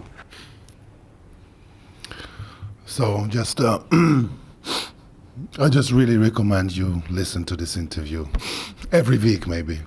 It's really, you can learn about how you can brand yourself, and you can see these images as well. These are like a Hollywood superstar images. And you would think that he would have liaisons with women, like 1,000 women, and which was not the case. He was desperately in love with Gerda Taro all his life, basically. So I think he was very conscious when creating this phenomenon that was called Robert Capa, that he himself became to be. Unusual perspective is the next innovation that I would like to mention. And let's go to the first very famous image that he took in Copenhagen of Leo Trotsky. And you could say here the innovation is that he was up close. As Cynthia already mentioned, it was really important for him to be close. But I would also stress that he was always finding new ways of showing things, so showing events, people. And I see some kind of avant-garde motive in that, or move in that. To change the viewpoint so dramatically, even within journalism that is striving to be objective, trying to picture the Tour de France, for example, on this image, without seeing any bicycles. And I think it really gives back more than, to take 1,000 images of the people sitting on the bicycles themselves. And he was also clever enough to take this picture in front of a shop owned by Pierre Clorac, one of the cyclists of the race. So it's not just a coincidence. It's not just like... So he was very, very conscious. But at the same time, he looked like he was very casual. And I think this is really, really important. Of course, this image. I don't have to introduce it here. And I think this is also an avant-garde motive. It's also something new. Something, you have the more mobility because you have smaller cameras already in Spain, not like necessary in the First World War, for example. So you are more freer to move, and you are more free to compose and to convey your ideas about war. But what I wanted to talk about is this image also from Spain, actually here from Madrid, doing the laundry for the troops in Madrid in November, December in 36. That's the caption of this image. And I think it really also rings a bell when Cynthia mentioned the color image from Indochina, that because Capa took these kinds of moments as photographs, we can actually honestly say he was really for peace. Because if you would just take the image of the actual war itself, like whatever action is going on in the war, I think it's really hard to see whether you are exactly for peace or for war. But I think Capa was capturing these photographs, these moments that are really important. And if we put it into today's context, so what we see here is that, troops are dying on the front, and then these guys are just laughing. And I think it's very, very human. If we put it into today's context, and this would be happening in Valencia today at the floods, and somebody would be at the backdrop laughing, you could even feel that it's offending, but it's not. This is life, He's showing that life is flourishing in spite of war. And I think that's the important message that Capa wanted to push through, even with taking the chances that I think many people saw this image as offending in the time. But I think it's not. I want to stress that. Another example from Sicily.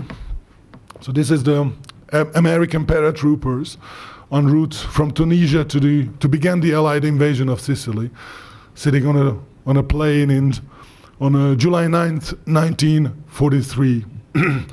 And here you can see somebody smiling and sleeping before, stepping on Italian territory into hell, really, headed for hell. And he knows it, of course. And I think Oh, I still have goosebumps now. So I kind of have these images that really define me, who Capa was and how he saw war and photography as a tool differently and innovatively. Of course, he did shoot the images that you have to have. He also had those, but he had these, and I think this is what, for me at least, makes a big difference. Color was also already mentioned by Cynthia, because she played a big role in making us understand how color photography in Capa's work was important. He had some well-known friends, as you can see here, Hemingway with his son and Picasso with his son. On color photographs, and I think we really have to appreciate how important it was for Capa to take color pictures. It was not evident at all, as Cynthia already stressed. Black and white was the thing, you know, and Capa didn't give a shit, sorry my language, but really, he said, color is the way to go forward, so I'll go for it. And we could even see in the Capa in color exhibition curated by Cynthia the letters that Capa sent to Magnum Photos members, trying to persuade them to use color, and everybody was, oh come on, this is not a serious thing. You should really abandon it. And he could see somehow already that this is the future. And it's interesting for me that if it hadn't been at the invention of photography, if it hadn't been black and white, if they invented color photography in the first place, then we would never have black and white. Who would experiment to have black and white after having color? And it's interesting that the word was upside down 100 years later. Black and white is the thing, and color is not, although we see in color. So this is craziness, it was madness. And Capa could see through it. And today, we think that, oh, it was, it's an easy game. Why didn't everybody see? Why? I don't know, but Capa did. And I think that's a really important achievement again. So the innovator. Writing and photography. I think it's also very important that he was also writing. Not all the time, but from time to time. For example, in this case, this is a piece that he did in 1948 in Budapest, in Hungary, and not just in Budapest, but also in countryside Hungary. So this was the last time he came back to Hungary to do a reportage for Holiday magazine. It was an American magazine, a travel magazine that was also color, printed partly in color. And he was also writing the text here. It is available. I can't do it justice. Please read it. It was great. It's great how he can frame what he wants to push through. He was also, I think, a good journalist. And obviously slightly out of focus. His autobiography is really a good read. And I think it was meant to be a screenplay for Hollywood. And that is also a really interesting innovation, to write a screenplay that then ended up being a book. And last, he didn't write Russian Journal, John Steinbeck did, but when they got to the Soviet Union on a 3-month trip together to show how the everyday Soviet people live, was also a very innovative thing to do as American citizens, to go behind the Iron Curtain and try to show not the power, but everyday life. His biggest invention probably is Magnum Photos, as you may all know. Ernst Haas's image on the left-hand side, where Capa is making some comments at a Magnum meeting in 1947. So I think it was also a ahead of his time to see that a cooperative, a photography cooperative like Magnum Photos can be a thing, and it is still today. And it was a very, very innovative idea to even think of having an agency like this, of retaining the copyrights, and of photographers themselves being members and owners of a cooperative agency. It was really, really a bright and ahead of its time idea, and he pushed it through, meaning that for years he was the heart of it, and he really believed in it. And I think this is, yeah, I don't need to explain how innovative this idea was, and it still is today. And lastly, Generation X. So sometimes we forget that this was the Generation X. The idea of Generation X was invented by Capa as well, for a photo project that Magnum photographers did.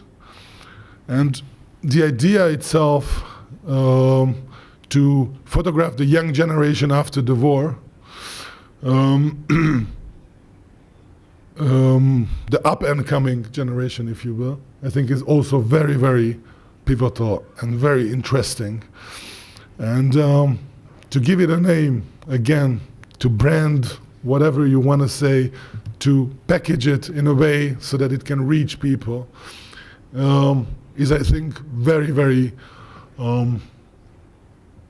yeah, I think innovation is an understatement here. So it was really, really forward-thinking in that regard as well. And the last picture he took in Indochina, I showed the first pictures of him as a baby. So this is where it ends. And it was a short life. And within this life, it was 22 years that he was actually professionally active. So it was really short. And in this amount of time, the innovations he achieved in a time where wars were raging all around the world is, I think, breathtaking. So I think this is the message that we can and have to take away when we deal with Capa, to look at the world in a different way and to see the obvious, to see that color photography is the future. So let's see the obvious together with you here today. Thank you very much. Thank you so much, Istvan, for this path we followed with you throughout Capa's history and work. And now we will give the floor. I think the sound is breaking up a bit. Maybe we need to lower the volume of the next speaker. Okay. So we're gonna give the floor to the next speaker, which is waiting for us on Zoom. I don't know if we can connect to Sebastiano right now. Sebastiano Venezia.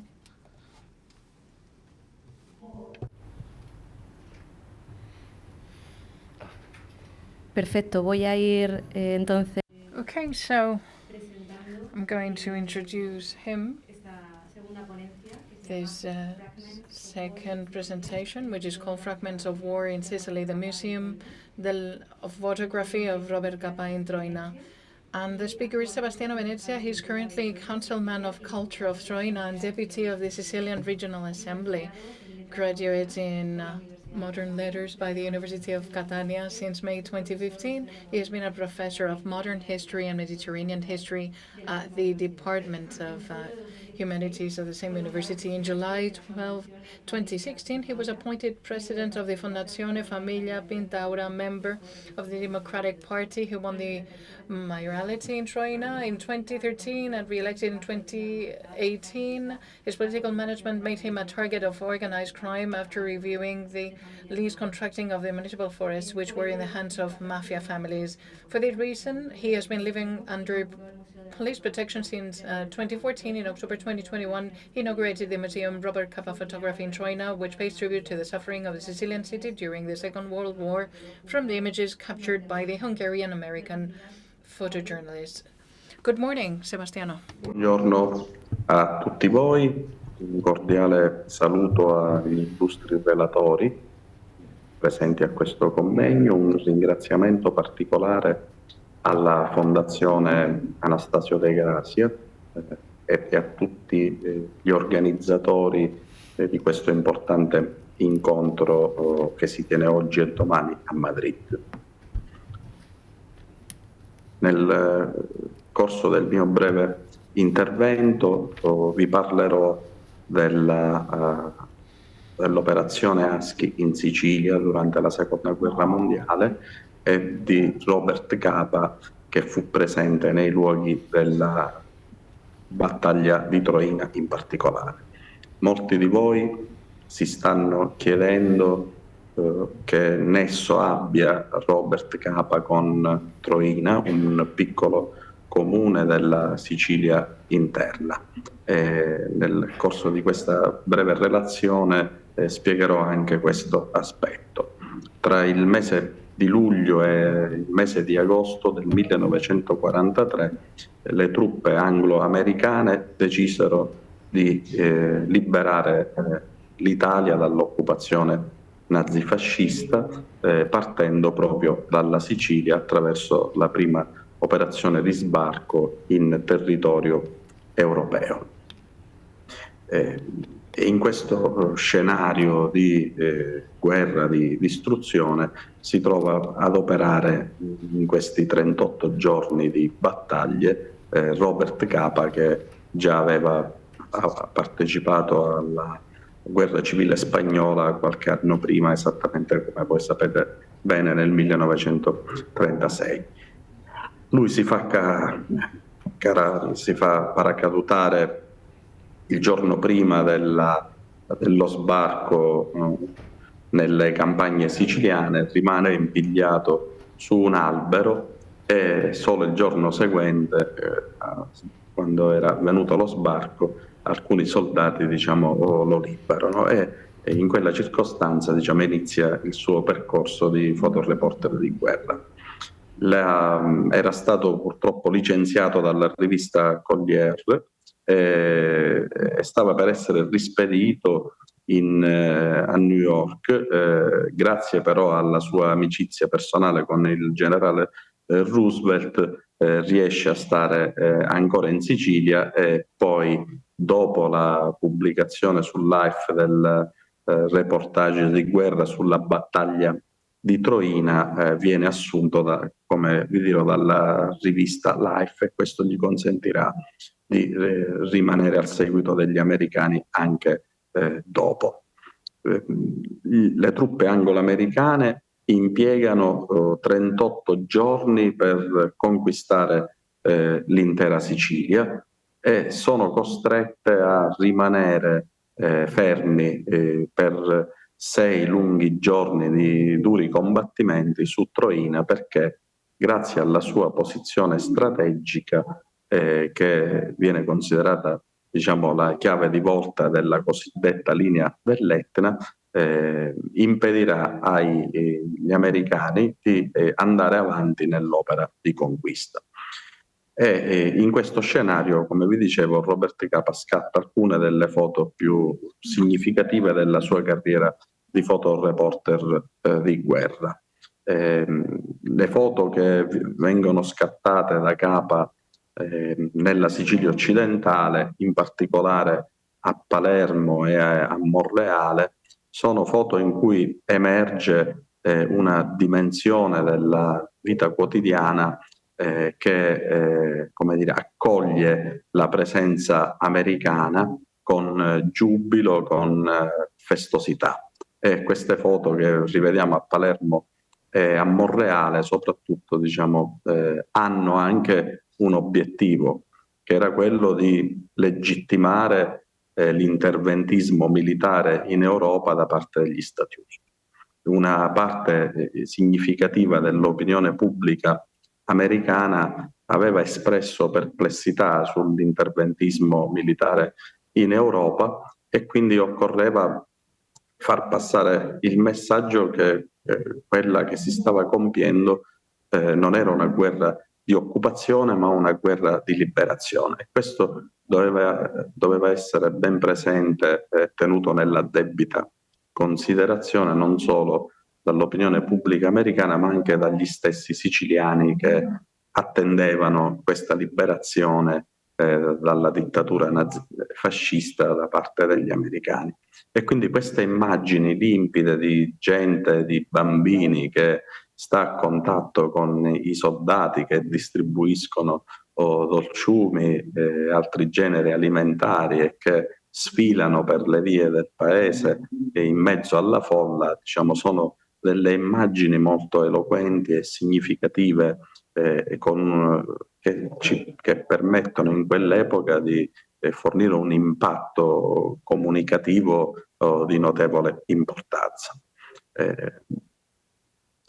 Una cosa del genere invece non avviene nella Sicilia occidentale, nella Sicilia orientale e quindi anche a Troina.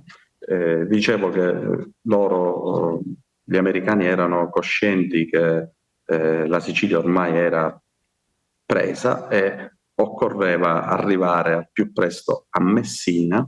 Gli americani dalla costa tirrenica, quindi da Palermo verso Messina, e le truppe inglesi salendo da Siracusa e poi Catania, in modo tale da fare una manovra a tenaglia e far rimanere i militari tedeschi e quelli italiani nel centro della Sicilia, costringendoli alla resa.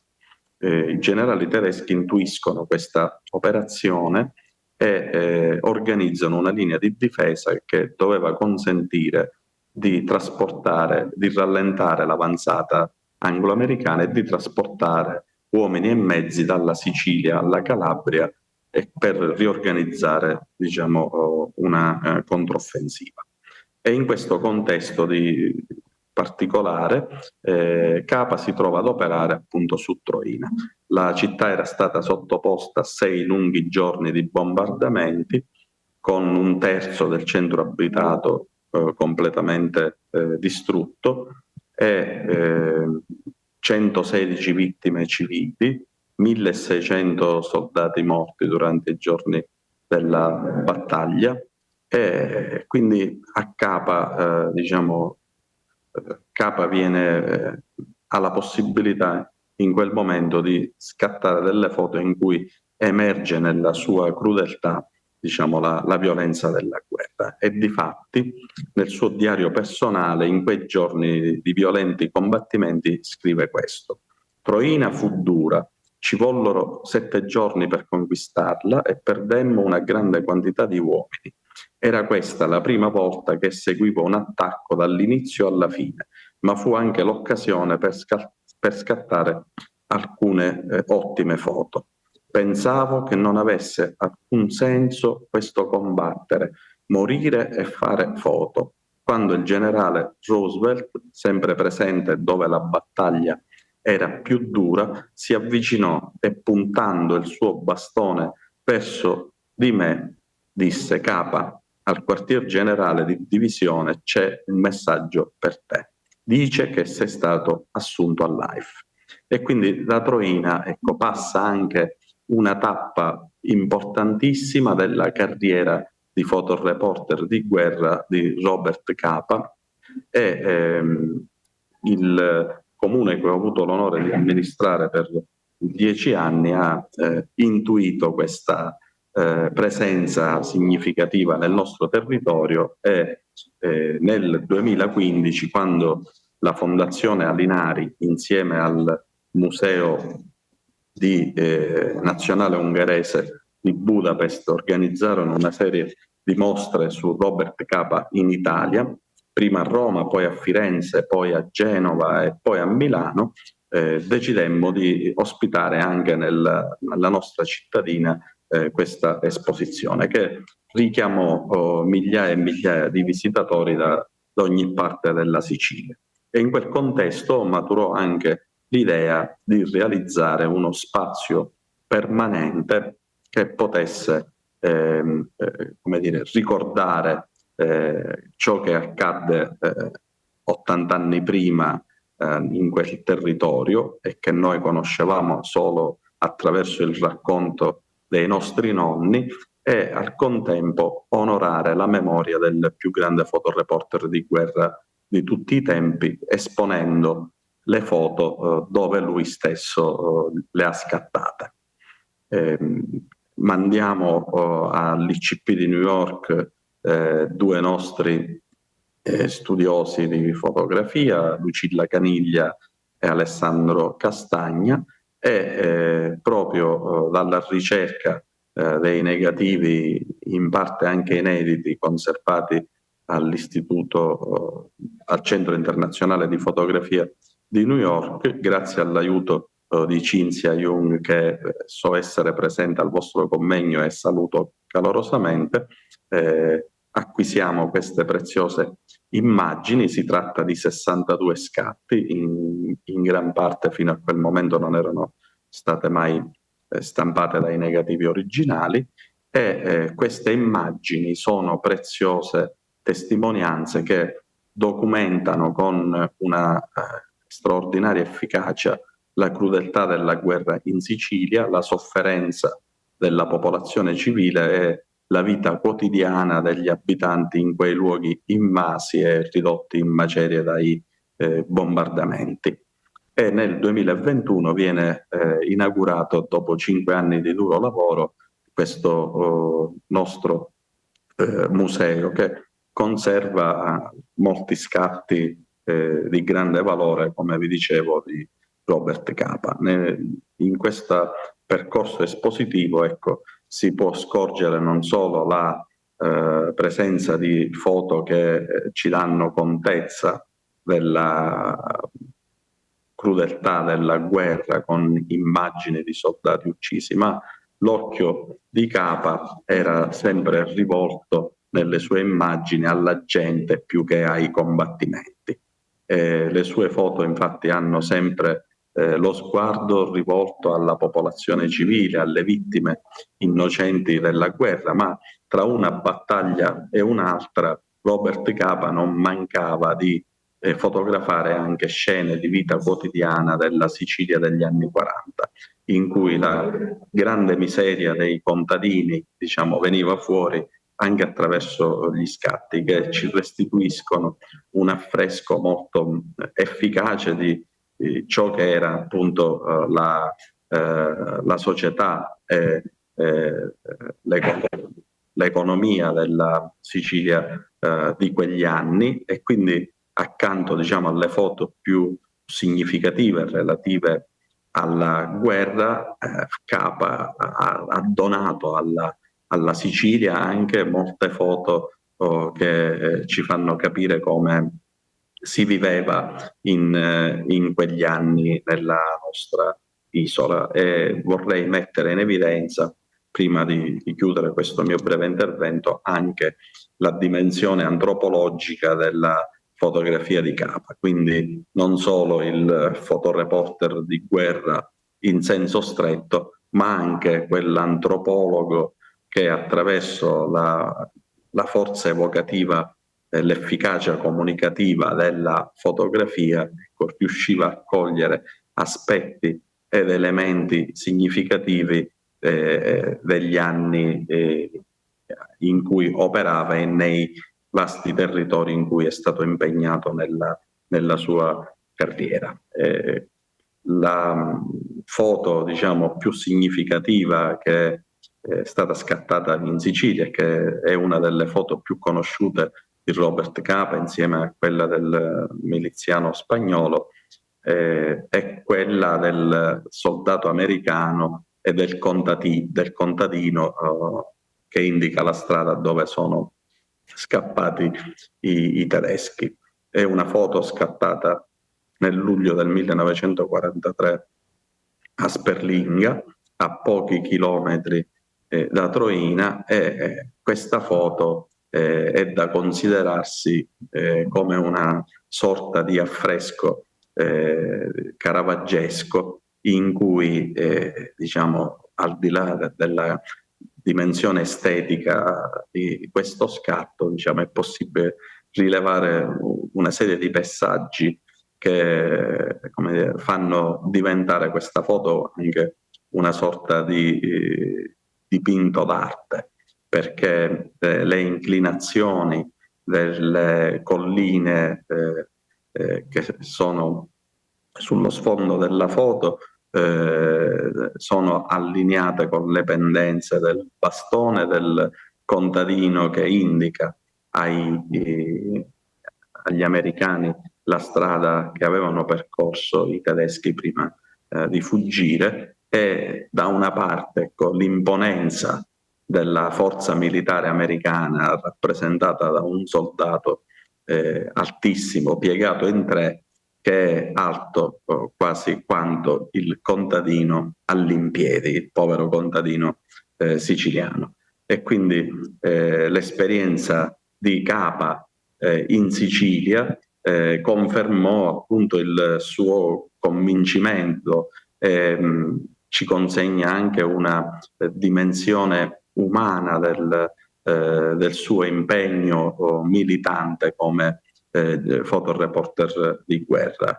E alla fine appunto in questi giorni siciliani nel suo diario ritroviamo una frase che appunto ci fa comprendere come in tempi anche attuali come i nostri la guerra è davvero qualcosa di negativo.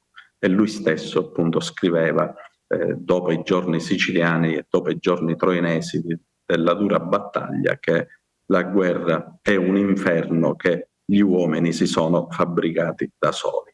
Frase attualissima anche ai nostri giorni, perché la guerra non è, come noi pensavamo, un fenomeno del Novecento che potevamo ritrovare solo attraverso la lettura dei libri di storia, ma è un fenomeno contemporaneo e attuale, e l'impegno e le foto di Capa dovrebbero scuotere le coscienze di chi invece pensa che ecco, la pace è un bene supremo e alla guerra e alla violenza occorre porre fine. E quindi il Capa che ecco, ci consegna questa memoria dell'Europa pacifista ecco, è una bella iniziativa che voi avete organizzato e che noi vi ringraziamo di vero cuore per questa bella occasione di dialogo, di confronto su Capa, ma anche sulle nostre vicende contemporanee. Grazie di cuore a tutti e buon proseguimento. Thank you very much, Sebastiano,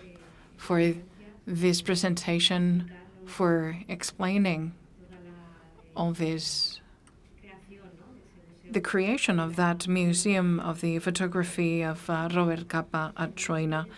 I believe that we have a few minutes for some questions, very brief questions, if I'm not wrong. Would anyone like to pose a question, or shall we continue? One question over here, yes. Okay. From the Robert Capa interview that you put to us, I've always wondered, and I want to know your opinion, why he doesn't really mention Gerda Taro being part of the Robert Capa name creation. Like in the interview itself. Yes. I think it's just one interview among many. So he's I think he mentioned it at other occasions. So I don't think he would want to hide Gerda Taro's part, if that's what you're implying. I don't think that's the case. I think he was also filling in with for John Steinbeck. So this interview should have been together with John Steinbeck, who fell ill that morning, and that's why it was only Capa going. So I think he was. I don't know. That's just how it came out. So I see only an accidentality in it, not like a purposefully falsifying the history or anything like that at all.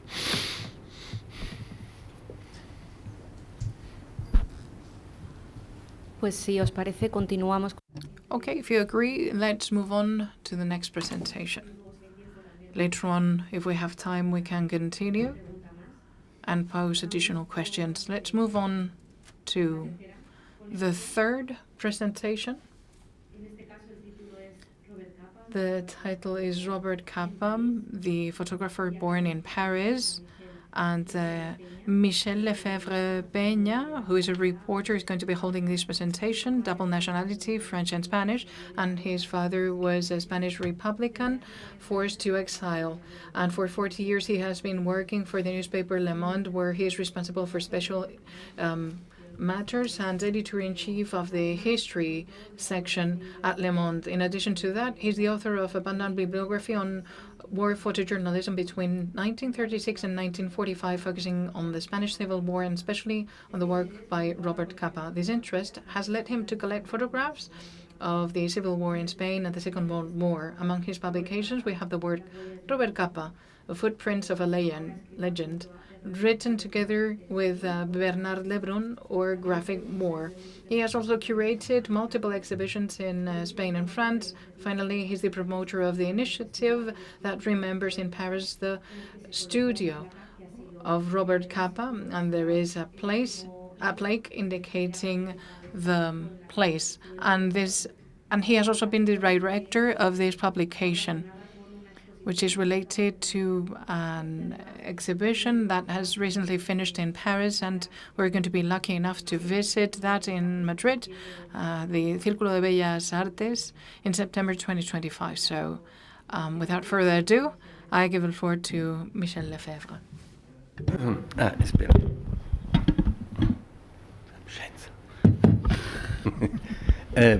Buenos días. Good morning.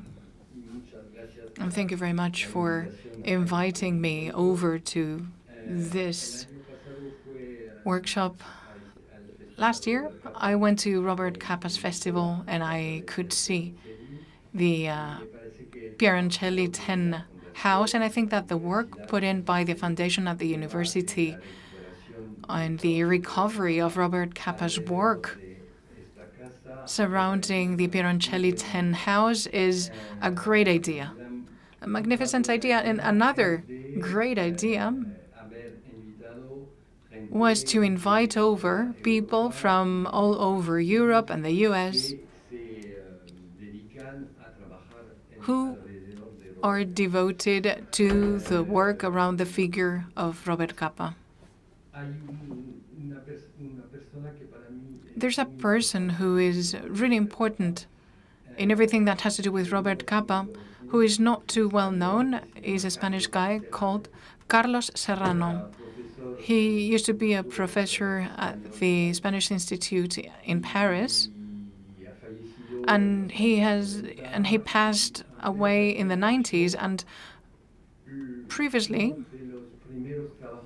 he conducted one of the first works on Robert Capa, and he was the one that found at the National Library in Paris the carnets, like the cards containing 2,500 contacts with the work of Gerda Taro, Robert Capa, and Sheen, and it's a jewel. Maybe not as important as the Mexican suitcase, but it's an important step towards the knowledge of Robert Capa's work and his colleagues. And this work was conducted at the 36th arrondissement at the Cadivaux Street in Paris. And as a reporter, I have written several pieces on the figure of Robert Capa. For a very simple reason, which is the fact that in 2002,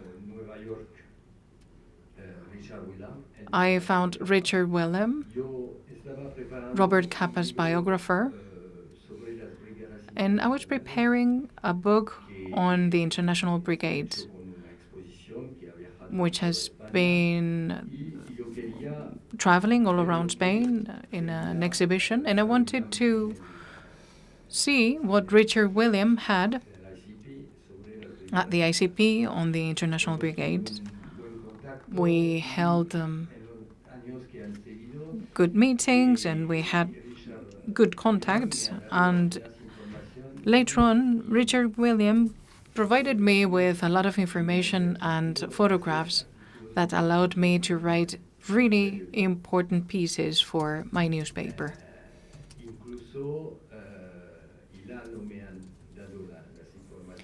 And they gave me information on the Mexican suitcase, because when the Mexican suitcase comes out, the ICP gives the information to the New York Times.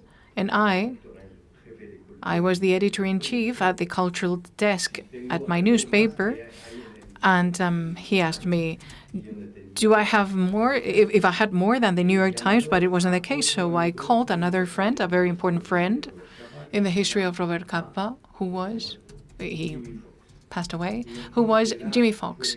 Jimmy Fox, for 20 years, was the editor-in-chief of Magnum Paris,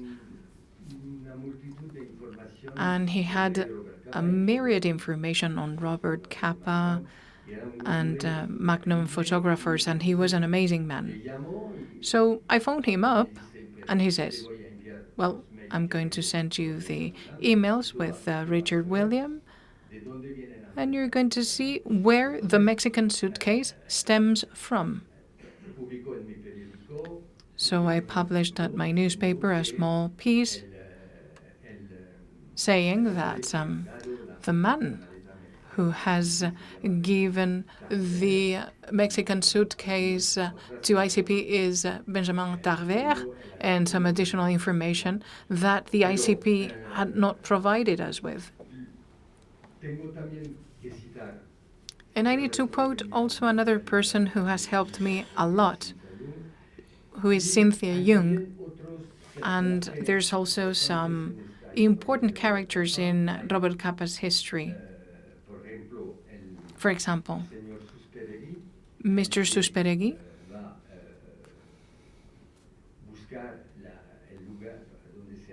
who was looking for the place where the soldier was portrayed in the picture, and then Ernest Alós, a Catalan researcher who has published interesting things, and another Catalan expert, Carles Querol, who has covered the moments of the retirement from the frontier to Tarragona, looking for all the places where Capa was taking the pictures. Suffice this to say that I have consigned in my text the idea of the Capa studies. Maybe not all around the world, but there's many people interested around the world, interested in Robert Capa, researching places, researching old photographs, and I believe that that's of the utmost importance and interest. You can find high-quality pieces, some other works which might not be as interesting, but if you're interested in Robert Capa and you Google it up, you will find a lot of things out there. And that's something that is really positive. Okay, now let's move on to the Rue Foidreau.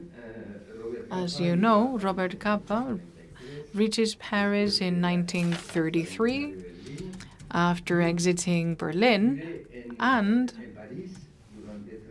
he lives in Paris for 3 years under severe poverty. We have published that in the book that has been quoted before.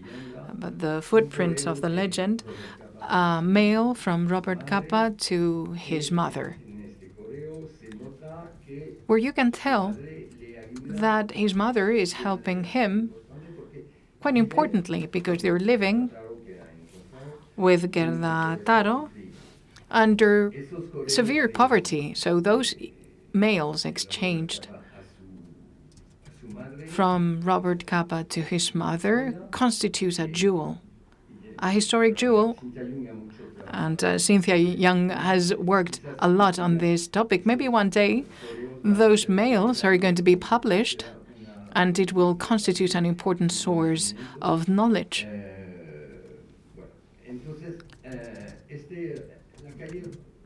So, the Rue Foidreau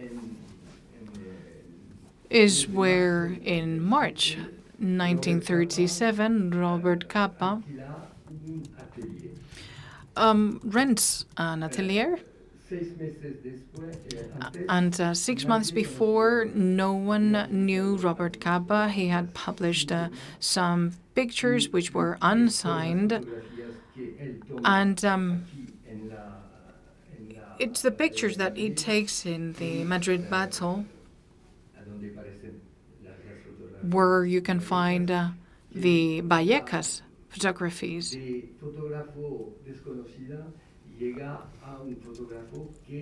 which are from an unknown photographer and become the pictures of a photographer that can sell the prints and become well known.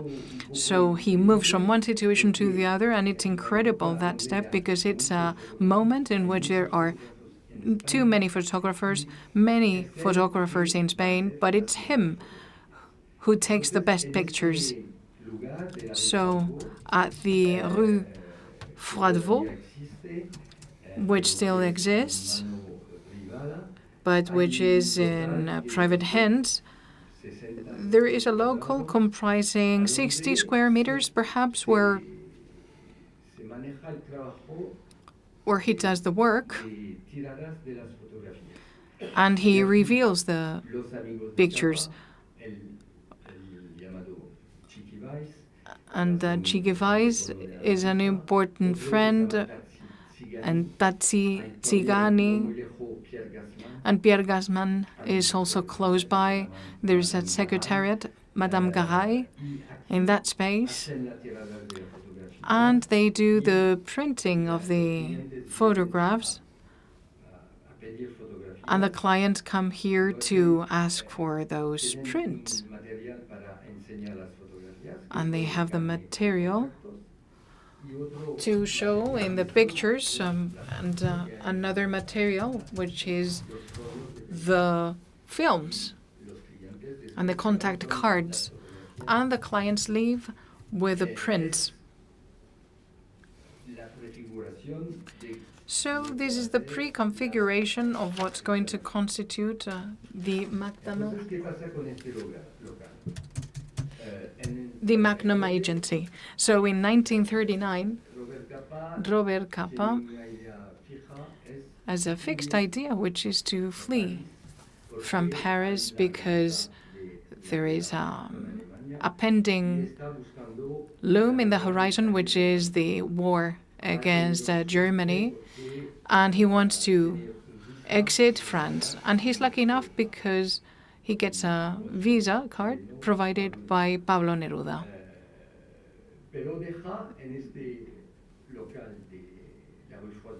But at the Rue Froidevaux, he leaves the films in the Mexican suitcase. We don't know whether the cards, the contact cards, are there or not, and several prints of pictures. And he tells Chiqui Valls to take the film rolls, and Chiqui Valls takes them.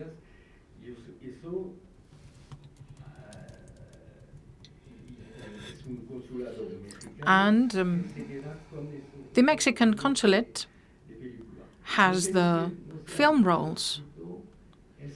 But what hasn't been described much is that this Mexican general at the consulate stole all that material. He stole Capa's photo films, but he stole from the Spaniards that he was helping. And he took to Mexico all that material and a lot of things that belonged to Spanish refugees. And those film rolls that were not gold were not interesting for him, so he just basically left it in a cabinet, and at the end of the day, it's Benjamin Tarvet and his family who find that material. On the other hand, at the Rue de Froidevaux local, there is another photographer living close by called Muller, who is a friend of Robert Capa. And when Robert Capa leaves, he leaves some material to this colleague, other negatives, other prints, and Muller puts it in the basement of his house. So the war rages, and Muller, back in the 60s, writes to Colonel Capa saying that he has that material. And Capa recovers part of that material that he left with him, and then another part is given to the ICP by Muller's friend, Bernard Matussière. This fact is of interest because Cynthia explained it a bit before, but Colonel Capa, all throughout his life, tried to recover the pictures of his brother, the Mexican suitcase, the contact cards, but also the collection of photographs that were compiled in the archives of the newspapers, but which went to archives. And he was obsessed with recovering his brother's work. And what's left, not in the hand of the ICP, has to do with the contact cards of the National Archive in Paris. I don't know whether the ICP is going to be able to recover those cards, those contact cards, but I don't think so. But in any case, there's work to do in that respect, and the same kind of work that was done in the Mexican suitcase needs to be undertaken for those Paris contacts. For example, in the Paris contacts, we can see the piece of Vallecas, which does not exist. We have some prints in the ICP by Magnum, but we don't have the full report of Vallecas. So we are going to be able to undertake important work following the line of those Paris contacts. Another thing I would like to mention is that, well, Capa was born in Paris because that's where he invents the name of Robert Capa and the name of Gerda Taro, and the stories of who invents the name, and etc. are subject to different stories. But the important thing is that it was a success. He was reborn there. It was a commercial success, a political success. And it was successful in terms of the propaganda done by the Spanish Republic in Paris and all around Europe in order to fight against Franco's regime. And Robert Capa's photographies fall into the network of the hands of the Spanish propaganda, and they're going to be published in New York, England. Very important publications of Jean's, Gerda Taro's, and Robert Capa's work. So when the war ends, after the magnificent work put in by Robert Capa during the Second World War, well, he arrives to Paris on the 25th of August for the liberation by the forces of General Leclerc. And Robert Capa tells the story of what he has told in his book on his memoirs. What he writes might not be too correct from my standpoint, because he says that he's in a tank with Spaniards, and he tells stories which are not true. Because in his memoirs, Robert Capa has done literature, has written literature. Those memoirs were written with the purpose of making a film. So Robert Capa tells things which are true, and he tells some stories which are made up. He tells, for example, that he enters the Denfert-Couzereau square with a tank, and you have the Rue Froidevaux, and that he goes in front of the atelier and he waves hello to the secretary, but there was, he says hello to the janitor, but there was never a janitor in that house. But it's very thrilling the way he writes it. Capa is installed, settles down in Paris, and he stays in contact with the people living in the Froidevaux street. There is a Slovakian photographer, Atak Kondo is her name, who is living at the first floor. The atelier was at the second floor. And she's a really interesting photographer. And they remain in contact. And he's in contact with Tatsi Tsigani, who is living at the Capa atelier. And she participates in the creation of the agency. Pictorial Service are in charge of taking those pictures, which was founded by Pierre Gassman and Tsigani. Etze Tsigani lived at this Robert Capa atelier until the 80s. And he was a specialist in photography, and he shot the pictures of Cartier-Bresson. But when he dies, he is left without a family, without inheritance. So some people from the municipality come to that place to throw to the garbage everything that they had.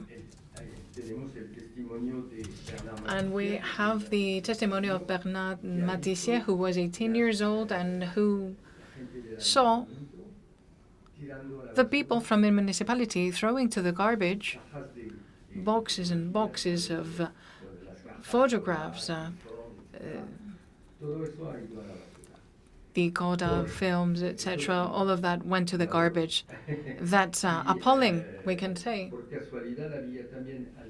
And by chance, there was another person going to that atelier who found some papers, for example, the driver's license by Capa and some pictures, and by pure chance, I could purchase all that material coming from Robert Capa's atelier. So when he was living in Paris, as you know really well, Robert Capa was not living in that house. He was living in a hotel, a very famous hotel, the Lancaster Hotel, around the Champs-Élysées. And he never rented or purchased a house. All throughout his life, he was living in hotels.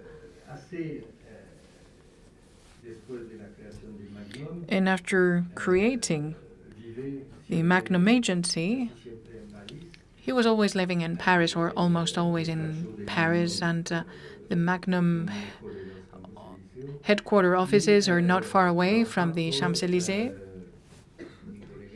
And he was working, and my colleague has that report published at the Holiday magazine, which is a jewel. It's an extraordinary newspaper.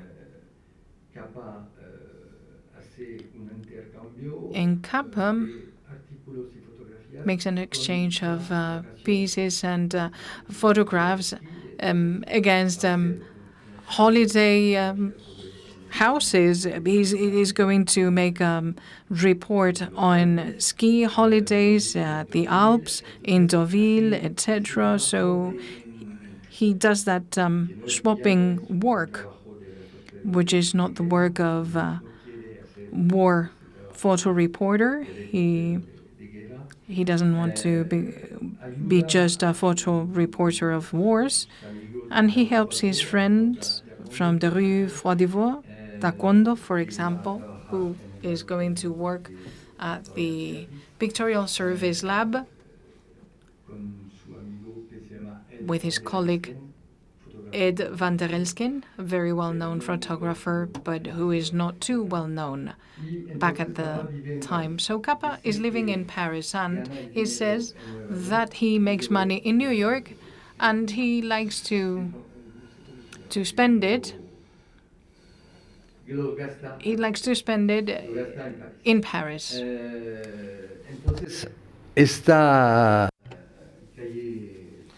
So there's Froidevaux Street in Paris. The studio nowadays is privately owned. Bernard Matissier has a photo workshop opposite to that building, and he held some of the objects of Robert Capa, his typing machine, some negatives, and some prints of the trip that Capa did to China.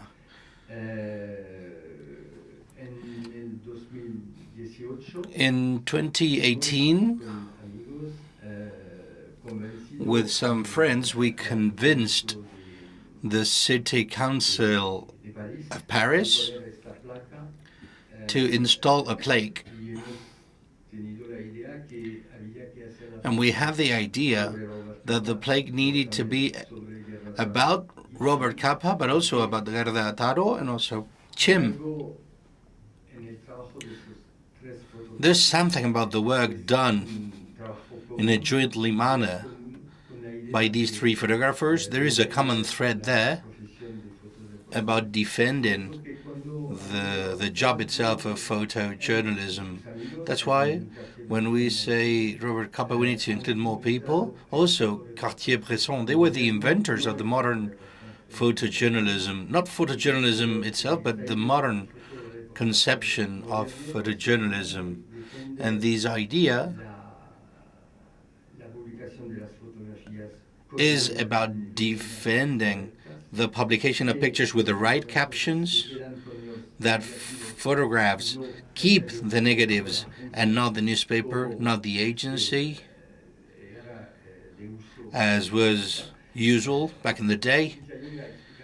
And Cynthia Young explained that Cornell recovered the materials that Life had on Robert Capa, because Capa worked for Life, so it was only normal that Life magazine kept the materials. But Cornell Capa went to work for Life in order to steal the negatives. Plainly said, he stole them and he took them to the ICP. It's amazing. I mean, in order to reconstruct his brother's work, he had to do many dubious things, including that. I talked about the Rue de Froidevaux. I talked about the Holiday publication, also Lancaster. So let me finish by saying one last comment.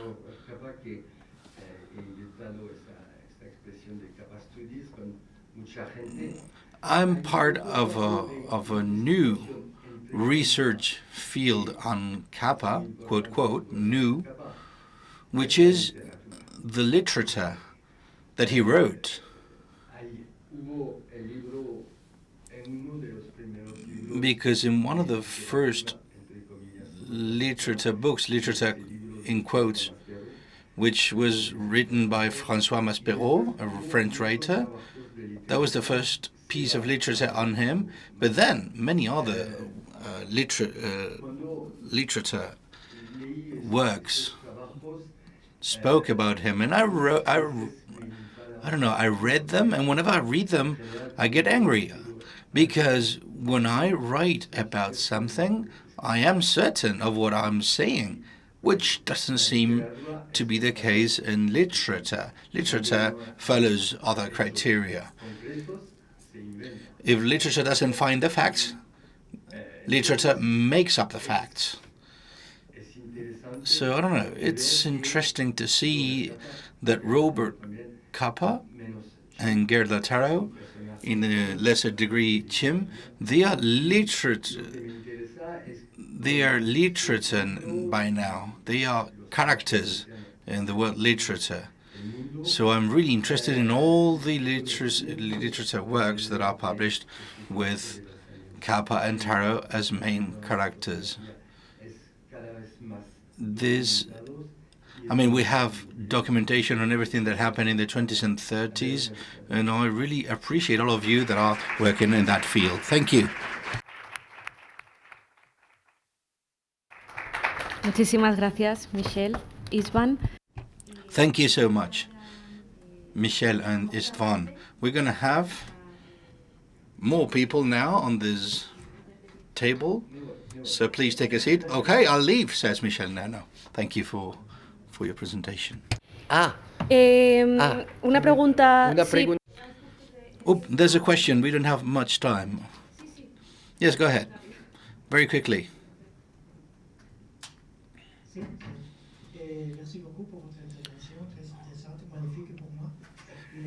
Thank you so much for your intervention. It was fantastic. I have two questions for you, very quickly.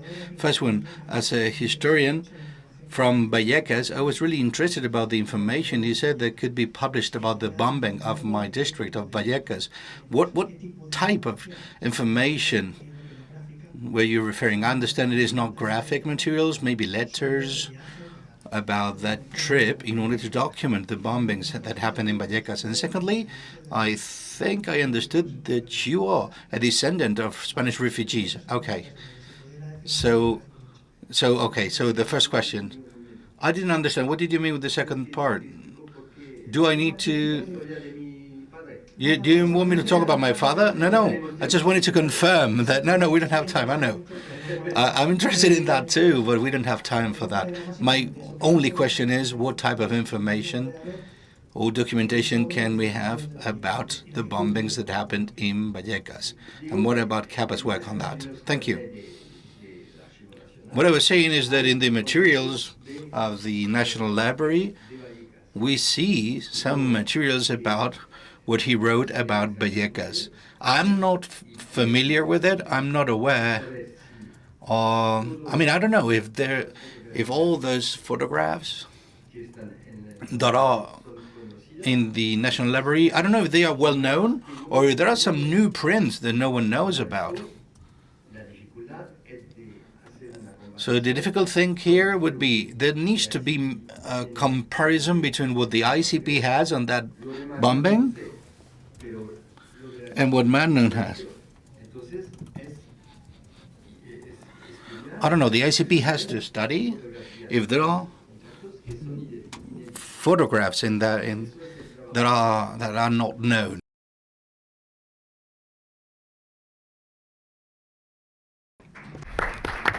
Thank you. We are really honored to be here, to be invited to come here to Madrid, to marvelous Madrid. We are these two representatives of our Citizens Initiative Group, which is active since late 2011. And me and Mike, we were acting as coordinators there, and that's why we together came here to introduce you some of our findings. Before we do this, we want to show you some photographs we were taking yesterday, because we were hiking here in Madrid and we found the place which we all together will see this afternoon. That is Peroncelli Street, number 10, and we did some symbolic stuff there. We found a ribbon which is actually intended to indicate some prohibited parking for today, and that was disrupted. But we made a note, and that is maybe also a bit symbolic, because we we bring together parts, and that is maybe some of these, how to say, philosophy. Next. So that's the beginning of the talk. Incredible but true, the Capa House in Leipzig. Another symbol you will see in every of our slides is a bridge. And the bridge is actually that reason why the scenario which is being visible in the Capa photographs from Leipzig from April 45 happened, because the American forces needed to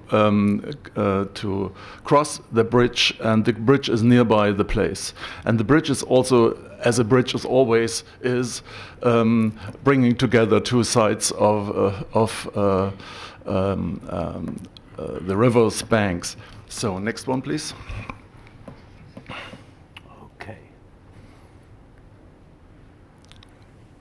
Before I comment, please look.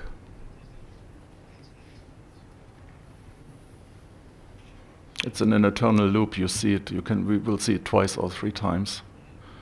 I think it's obvious who's the man in the bright coat. The interesting question may be, who's the lady? You have any guesses?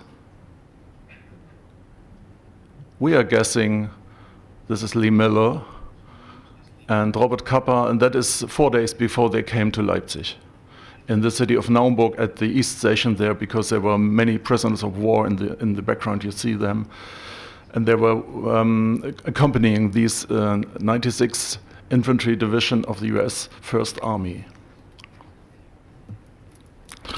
This is the reason, or indicates the reason why Mike was so alerted when he first saw the picture on the right side. That is one of the central photographs from Last Man to Die. You will all know this. But Mike was involved in the preparation of an underground magazine in the late 1980s in Leipzig, and that was the first time he ever saw this picture, and that was electrifying him. And from that time on, he was in search of the place, because there was indicated that picture is from Leipzig, but no one knew where it was taken. These are a few of these series from the Rolleiflex camera, the medium format camera. There's many more pictures from the small format camera, and yeah.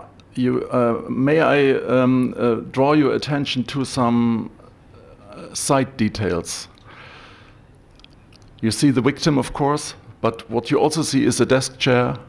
You see a wooden box on the balcony, and you see some details of the balcony, and you will see it further on, also from the room on the lower left side. Yeah, next. This is the place, as a surrounding of the place. You see there is a canal, and the troops came from the west, and that is basically here. Here's a building. Okay. And you see an ancient city map from 1941, and that is a part of it. And the downtown is more or less on the half right. And the troops had to cross the bridge, as I was telling, and that is actually the Zeppelin Bridge. That's the name of the bridge, and that is the symbol of our initiative group. So you have an idea where it happened in Leipzig. This is a few pictures from the beginning of 2011, where in the public it got known that the place got a demolition permit.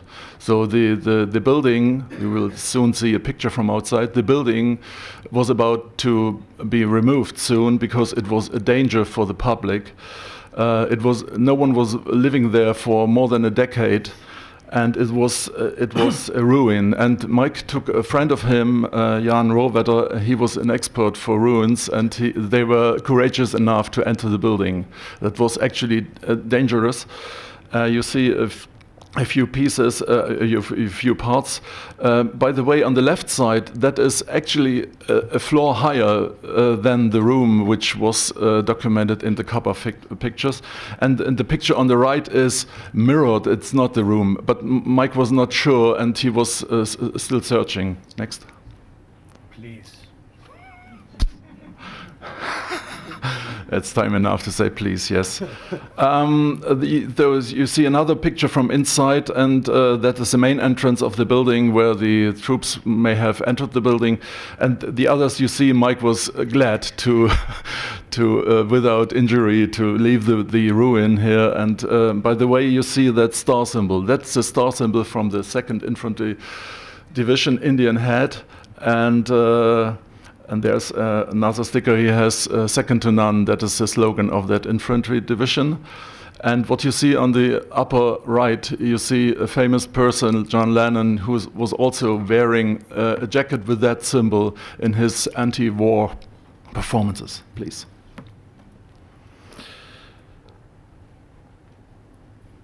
That is the first picture from outside from that time, 2011, I'm sorry. You see only a portion, but you see actually the place where the famous balcony had been, but the balcony was no longer there. And that was one of the reasons that no one knew the place where the pictures were taken. And on the right side, you see a newspaper report. The title is more or less "The mystery around the Capa photos is being solved," but that is not the fully solution which is presented in the article there. But in fact, a person whose family was living in the apartment in the 1930s and 1940s got informed by a former school friend, and that person, Robert Petzold, got in touch with the newspaper and was reporting what he could remind from that wartime. And what you also see here, that is the only picture taken by Capa where our friend later on, Lehman Riggs, is visible. That is the person at the machine gun, and in the original Life magazine, the subtitle is "The gun is manned again." And you see his dead body on the floor and the blood and so on. And what Mike is reminding me, there was a press conference soon later on, and there was a panel discussion, so to speak.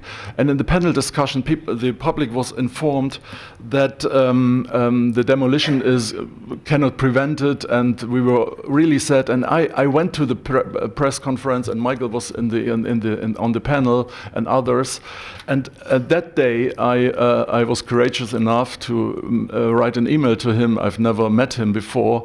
And I was writing, what about to make some activities to find the identity of the killed soldier? And that made Mike really upset, actually, because that was his idea and his since decades. So, and but 20 years, yes, and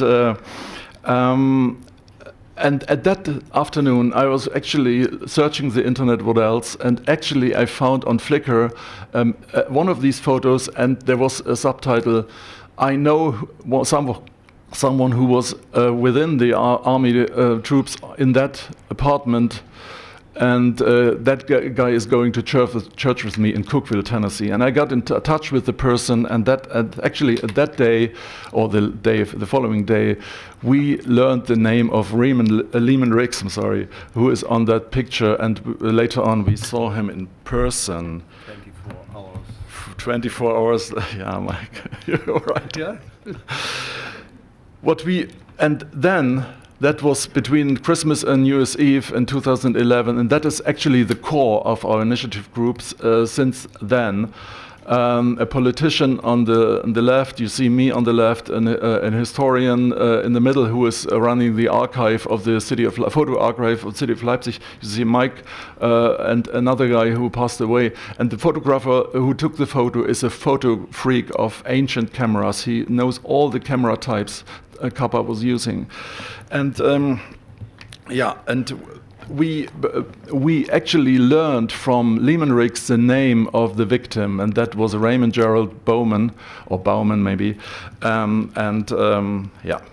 That is a picture from January 2nd, 2012, and we were shocked because in the New Year's Eve night there was a fire in the building, actually on a different wing, but actually it belongs together, and it was a ruin. It was even a stronger ruin afterwards, and the fire department was fighting for more than 2 hours here, and we were sending a message to the witness, Robert Petzold, whose parents were in the apartment room, and we decided that that fire was even more confirming the intensity of our fight for the preservation of the building.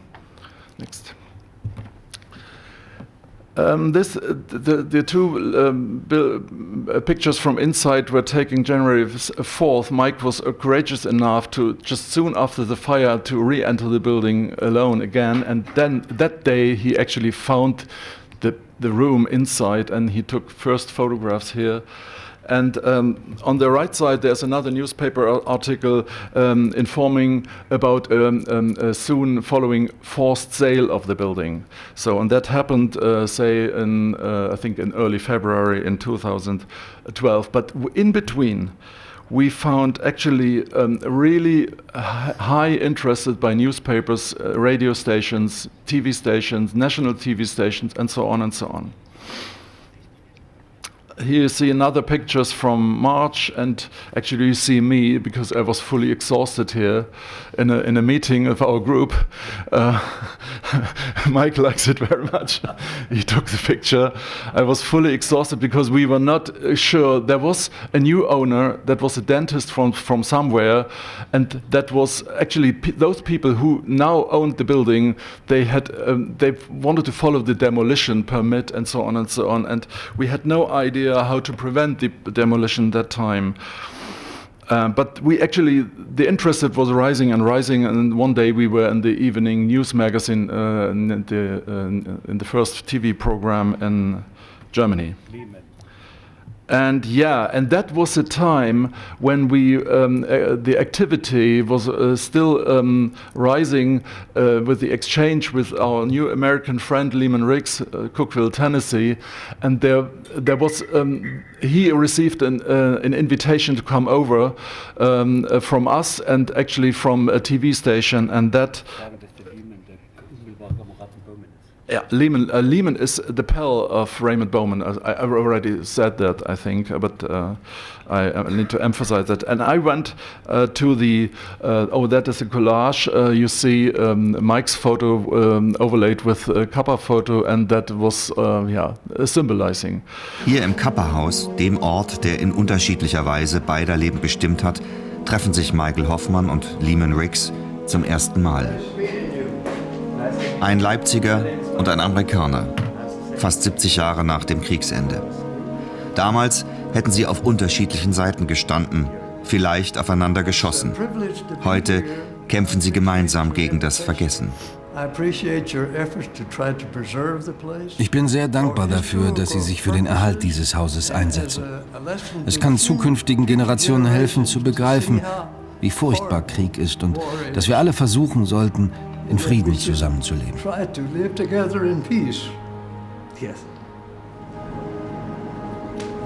Lehman Riggs hat hier in diesem Haus ein Stück seiner eigenen Vergangenheit wiedergefunden. Hier kann er endlich tun, wozu im Krieg keine Zeit und Gelegenheit war. Seines getöteten Kameraden Raymond Bowman gedenken und um ihn trauern.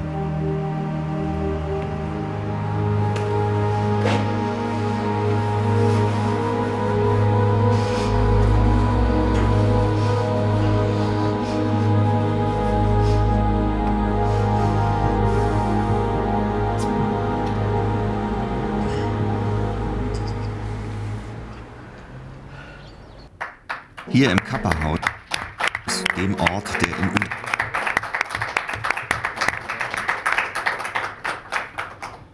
Okay. These are two more stills from that scene, and that's moving all the time when we see it, and also when we display it to people in our exhibition, but it follows later. You see Lehman here in his uniform, which still fit. He was 92 at that time, actually. and he was so a wonderful person. And I need to emphasize that was the first time Mike met him. I went to the airport and welcomed him, but Mike didn't do so, and he met Lehman in that scene for the first time ever, and he had some 10 white roses with him. We were also going to Merseburg, which is a town, say, half an hour driving to the west. That was a place where these American troops were fighting some 2 or 3 days earlier.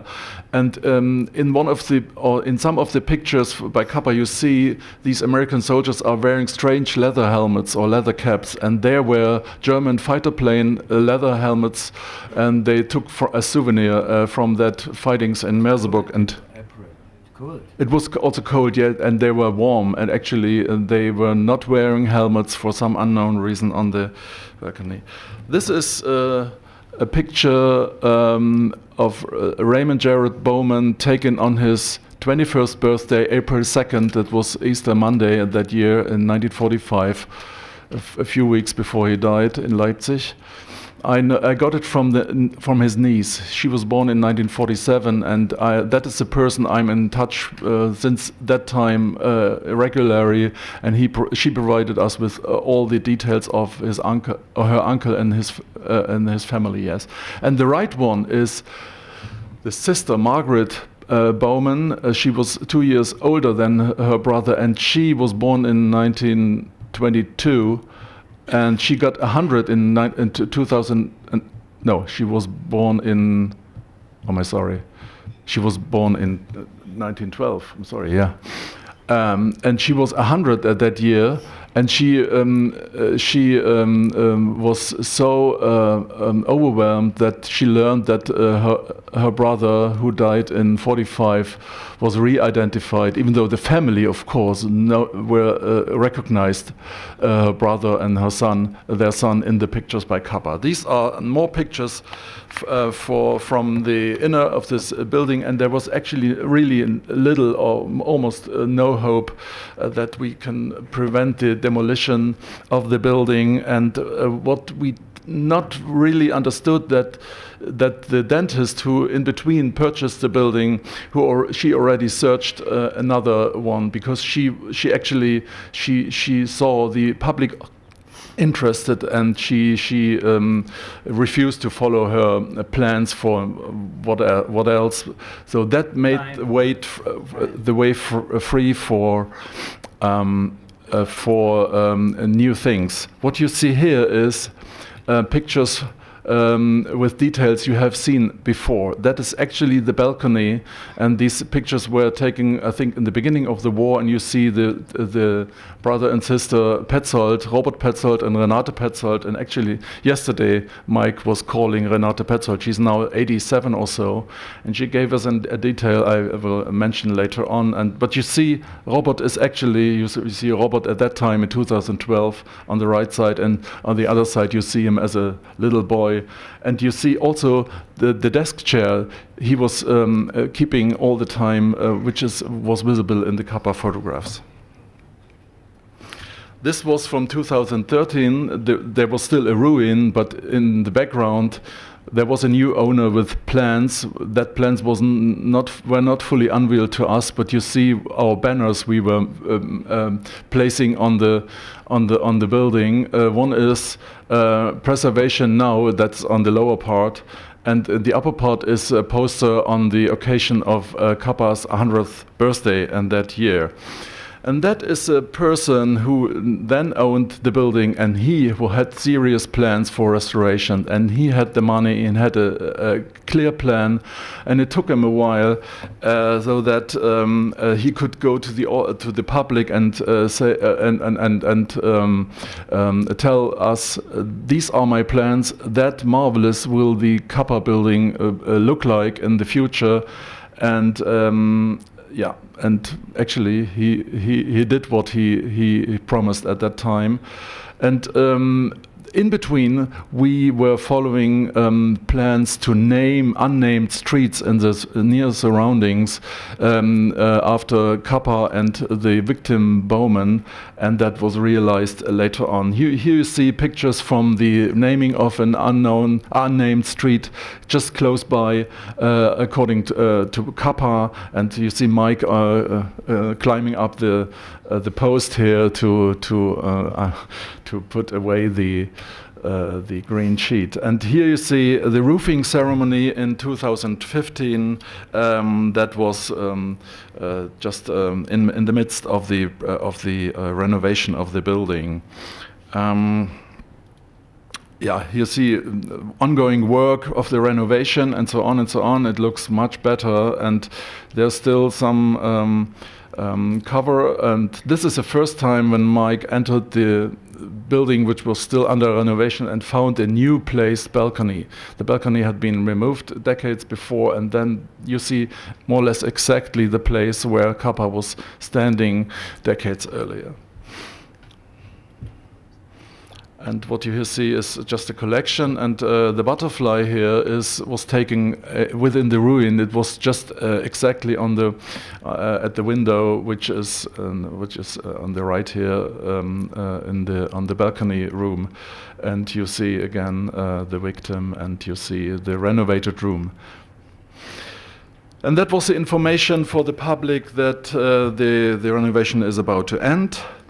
That was in early 2016, and yeah, the entrance you have seen in a ruin photo. It's now in this reddish ceiling color, and you see an historical picture which was taken exactly at the place where the new renovated building was taken here. That was really amazing that the desk chair was returning after 69 years back to the building, and Mike was sitting and posing in front of the building. And to remind the situation a year earlier, I put the picture on the right here. That was a scene from the opening ceremony and the of our exhibition and of the renovated building, and that was at the day April 18 in 2016. You see me? You see Lehman again at the age of 96. He came back, and a German veteran from that time. That was a father of one of our group. And they were shaking hands all the time. And you see the public interest here, and that's just an impression. That is before the ceremony started. Some stills from the ceremony. You see the two veterans, and there's a plate here behind the green sheet, and that was undiscovered here. And you see again the audience, and you see the street sign, Baumannstraße, and that was also an unnamed street, but it's an important street, and that had no name, and so we are glad it's just in front of the building. And yeah, and some more scenes, and you see the two veterans here, both of them in the midst of their 90s, and they're promising one will wait for each other in heaven at that moment. You see the veterans again, a bit smiling, and you see us among them. We were so proud at that time. And yeah, Michael placed a sticker to Lehman's jacket here with a second to none. That's a symbol of his former infantry division. Yeah, another.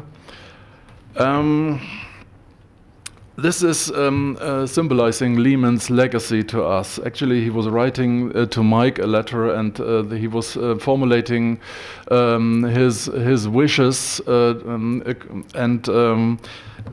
the essence of that is war is horrible, and we learned from his legacy that our engagement for the preservation of the building led to a deepened understanding for what is peace and what means war, for humanity and for the understanding of peoples. And the message "war is over if you want it" is central for us, and that's why "War is Over" is also the title of our small exhibition room here. And the clock on the left side, that was the grandfather clock, the original one, but we actually don't have it. But that was where Lehman was hiding when the shoot was issued and was killing Raymond.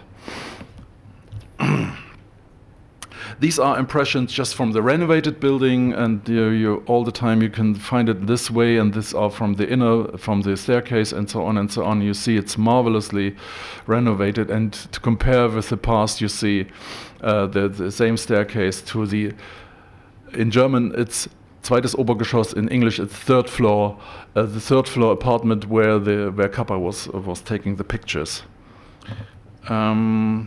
Yeah, and these is a summary of Robert Petzold, which passed away meanwhile, but he long time was speaking with us. And you see Lehman with the street sign with the name of his pal of that time. What you see is our initiative group on the right lower side. And you see also a picture from the exhibition room we have in the building since 2016. Next, please. This is more or less the end. Not the end, not yet. That is thanks go to all these people, Lehman and two guys who went to church with him. Brent McLaren was the guy who was writing in the internet. I know a person who was there in 45. Brent is a guy on the right side with a leather jacket, and John Overholt came over and accompanied Lehman twice. Joan Frost is a niece of Raymond Bowman. She's talking with Lehman here in the picture. Horst Langner is the owner of the building and who renovated it. Franz Kaspari is a German veteran. Irma Schaper, you know all these. And you know the names of you see the names of our initiative group. So, yeah, and now... But now, while we're getting stories, Bob, I think this is a very good story that I'd like to get without having to read your book again. Listen and the look. Story about the last man killed in the war, and the picture you took of that. Oh yes, that was in just before Leipzig. It was obvious that the war was just about being over because we knew that the Russians were already in Berlin and that we had to stop shortly after taking Leipzig. And we got into Leipzig after some fight, just had to cross one more bridge. The Germans put up some resistance, so we couldn't cross. And it was a big apartment building which overlooked the bridge, so I figured I'm going to get up on the last floor there and I will get a nice picture of Leipzig or something in the last minutes of fight. So I climbed up 4 floors and I got in a nice bourgeois apartment, where on the balcony was a very nice young man, a young sergeant, who put up a heavy machine gun to cover the crossing. And he was first putting out this machine gun in the window, but was not comfy enough, so he just moved out on the open balcony and put up that heavy machine gun.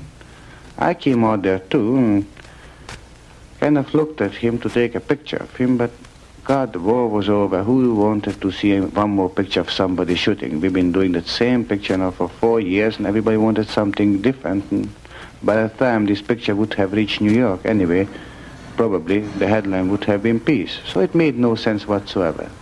But he looked so clean-cut, and he was one of the men who looked like if it would be the first day of the war. He still was earnest about it. So I said, all right, this will be my last picture of war. And I put my camera and took a portrait shot of him. And while I shot my portrait of him from 2 yards, he got killed by a sniper. It was a very clean, somehow very beautiful death, and I think that's what I remember most from this war. And that was the last, you think, probably the last man killed during the official war. That's right. I am sure that there were many last men who were killed, but he was the last man maybe in our sector, and it was just about the real end of the war. It was certainly a picture of the uselessness of war.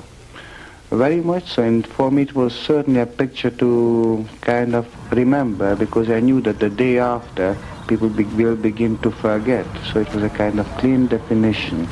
This was the last who will not forget the war.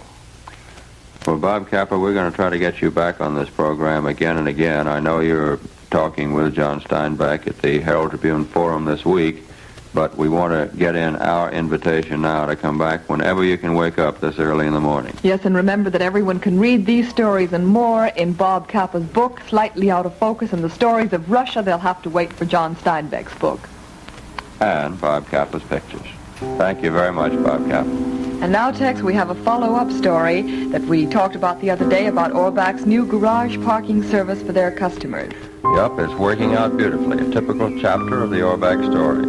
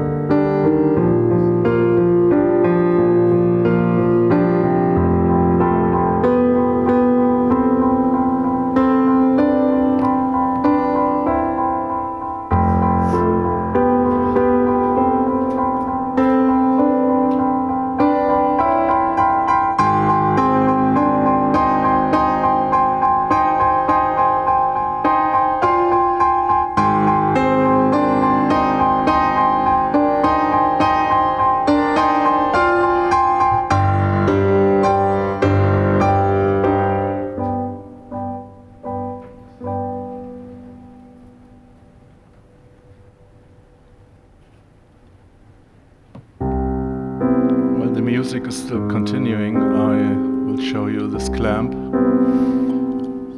Yesterday we were hiking here to Peroncelli Street, and close by on the street we found that clamp, and that is maybe another symbol that we make connections, that we meet people here, that we get in touch with all of you here, and that we share our findings and our activities and our ideals and so on with you, and connect others. And that might be also a symbol with the occasionally found clamp on the street. Thank you very much for the invitation. The two of us represent a platform which is huge by now. And the good thing about this platform is that we consider that as a small-sized family. I don't know what there is about Capa, but if we take a look at all the examples provided, I don't know what there is about him, but it instills a lot of passion and generates or gives rise to a lot of cultural movements all around the world. Apologies for the absence of Tomás Zarza, who is a wonderful university fellow who should have attended, but because of his of the classes he needed to impart, he could not make it. So apologies on his behalf. And we see a lot of connections with everything that we have seen so far. A lot of connections with everything that's going on in Leipzig, in France with Michel, and the legacy that Cynthia is working on from New York. There is this underlying idea that Robert Capa is a myth that drags many positive impacts with him many years afterwards. I'm going to begin with a video just like they did. And it was fantastic because we did the same project without knowing that we're doing the same thing, with the interviews, recovering the testimonials of the people living in the house and everything that happened around it. So we also recorded a clip as a spoiler. Cristina, Estefania, Jesus, Juan, Sonia, Ruby. I used to live here at Peroncelli 10, at a neglected corner of European memory where some other people like me lived, at a building whose architecture was conceived as a building under the Alfonso XIII mandate. And we continued to live there during the Republic. And it became an emblem of the vulnerability towards war through the glance of Robert Capa, and this was built with a lot of effort after being bombed to continue to live here under the dictatorship, at a house which, after 40 years of democracy, continued to harbor the working class. This is my history. It's your story, and the story of all of us is the testament of the social foundation of this country. 4 years ago, we requested appropriate dwelling and the protection of this building, and then many people started working together towards that goal.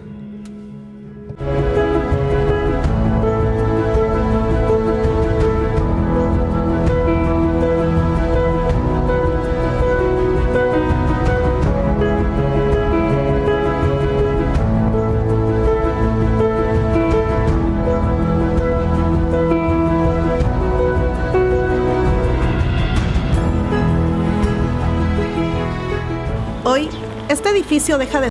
Today, this building is no longer our home, but it belongs to all of us. We need to thank all the supporting entities and everybody that has built this dream. The picture taken by Robert Capa 80 years ago has improved currently our livelihood, but let's not forget that in our country there are still many other Peroncellis where no well-known reporter took shots from. Let's not forget that we're talking about access to equal opportunity, and it should not be subject to a random finding of historic memory.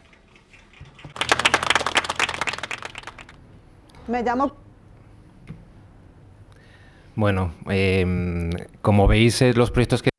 As you can see, the projects that have been presented have many different perspectives. It's not just Robert Capa, but everything surrounding him. And at our platform, we're going to talk about what we're going to see in the future, and we're envious to see what has happened in other places regarding the memory preservation. And we would like to present our idea of how this place for memory could work. We're going to use pictures as a symbol, but tomorrow we're going to talk exactly about how this image was unveiled and discovered, and we're going to talk about Peroncelli as a keepsake of memory, and from the glance and perspective of the victims and all the group that has suffered here, and how Robert Capa can still become the spine of a degraded space, neglected space by the administration, such as the Entrevías neighborhood. As I told you, I believe that you're familiar with this story. Peroncelli has had a lot of media repercussion, and José tomorrow is going to elaborate on this background. But basically, we come from the fine arts background, and we make a very important distinction. History has an academic nature, but memory is all about emotion, and we want to safekeep this place as a reservoir of memory. And we're talking about memory, we're talking about giving goosebumps to people visiting this place. And we can see that Robert Capa's picture, 80 years after, still is giving rise to front pages, like, for example, this one at the New York Times, which comes to highlight that Robert Capa's picture still has a great deal of impact. We're convinced that any picture has a symbolic nature. We're symbolic beings, and we need small symbologies that allow us to understand how complex the present is, as well expressed by Cynthia Young with a famous picture of the soldier at the Omaha beach. It's not the picture of a soldier, it's the picture of hundreds of thousands of soldiers there, but as we are human beings, we need a symbol, and we need the photograph to tell the story of those spaces. And Robert Capa laid the foundations of the new narratives. And Robert Capa is a myth. And had he not been behind the camera lens of Pironcelli, probably this project would never have existed. And we see a link between the bombings that took place in Madrid in 1936 and the link that we can see in the bombings still in Europe. We see appalled everything that's happening in Gaza and the Ukraine. So those symbols are still ever present. And we can also see that historic memory is an image which is socially construed and which gives testimony to the past. So any perspective towards the past needs to be built from the present. And we need to know which are the pillars of values we want to underpin our project with, so that the memory has a common nature. And those symbolic milestones need to go beyond the realm of the time constraints.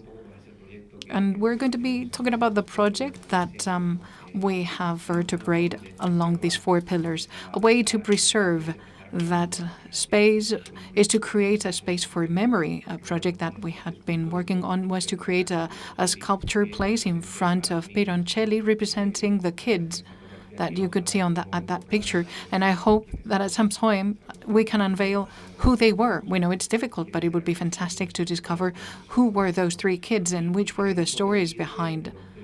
And we want to turn Pironcelli into a place for memory, because we know that that space, comprised by a degraded house in a degraded neighborhood, is a space that needs to be recovered so that we can talk about repairment and justice, and to turn this space into a place of memory, because in order to know the truth, we need to know what happened there. And we're convinced that we cannot just create monuments. When we create monuments, you make them out of stone and iron so that they are preserved over time. And we're interested in the safekeeping of Pironcelli, but mostly Pironcelli's message. And to that end, we believe that it's essential to create a project so that that monument turns into a live monument, because sometimes we go through many monuments which were important back in the day in the cities, and we don't know exactly what they stand for, what they mean. And we have seen it in our current generations. And current generations lose the memory of what the past was. And it happens also in the indigenous archives. They didn't even know who had built the pyramids in the middle of the wild forest because they had lost the memory. So it's important to safekeep not just the spaces, but at the same time to keep that place alive, to convey the knowledge through the emotion. And the emotion is what moves us. Memory is the recollection of an unlived experience. We have the memory of unlived experiences. So we, through that project, we want to keep that memory alive. And it can be rendered alive by conveying through art, through culture, through literature, everything that Robert Capa meant for Vallecas. These days we have attended a congress on historic memory in Navarra, and we were explained what they're doing in Germany in terms of historic memory. And it's the children in the schools who do the archaeological digging in the sites. It's the students themselves who uncover the past, classify, clean the object, and they take ownership of their own past. So this is what we want to instill here. We see that it's a project which is working. This is, for example, the square of Robert Capa's photograph. We also named the street, even though it's not officially acknowledged by the town hall, but we have named this Robert Capa's square. And you can see how it was 7 years ago, and a wall installation was done by the fine arts students. This picture was done yesterday. I started painting some doors yesterday, and I took this picture of how to recover a degraded field. And this goes beyond the Pirancelli's house, because we discovered the houses shot by Robert Capa in the French archives. And you can see the houses that were bombarded during the Civil War, and we can see how the unveiling of history unveils also the history of precarious housing and precarious livelihoods of those children surviving that livelihood status. And it has created a movement around the neighborhood and how to take pride in your own story and your own history, for that matter.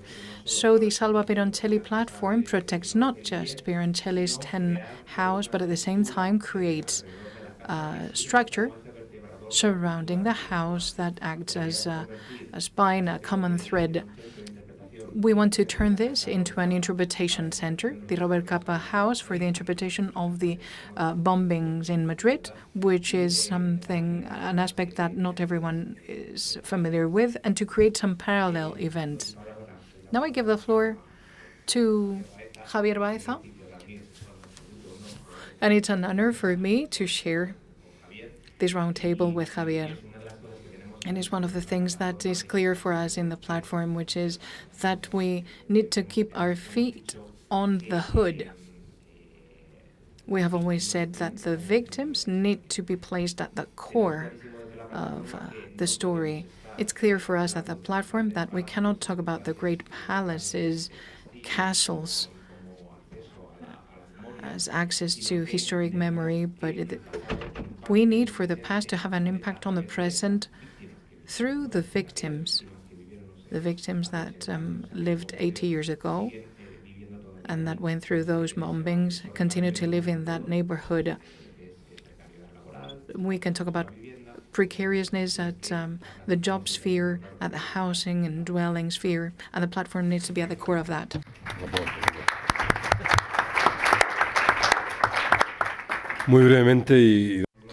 Very briefly, first of all, let me say thank you. And secondly, many important speakers said time and time again to us, I mean, it was all by accident. As Cynthia said, I mean, Robert Capa was walking through Madrid. He was wandering, and while he was wandering, he met a reality and he took a picture of it. I mean, it happened exactly the same to us. We were familiar, we were aware of the family. I mean, we knew the families that were living in a very poor situations in this building, a building that hopefully will be in the future the Robert Capa Center. These were impoverished people that were part of my pastoral center. As you can imagine, we have poor people there looking for food, clothes, and for the possibility to have a shower. That was the case back then when Capa was there. It's still the case today. So there are many Pirancelli's 10 throughout Madrid and many other cities in the world. But I mean, it was all by accident.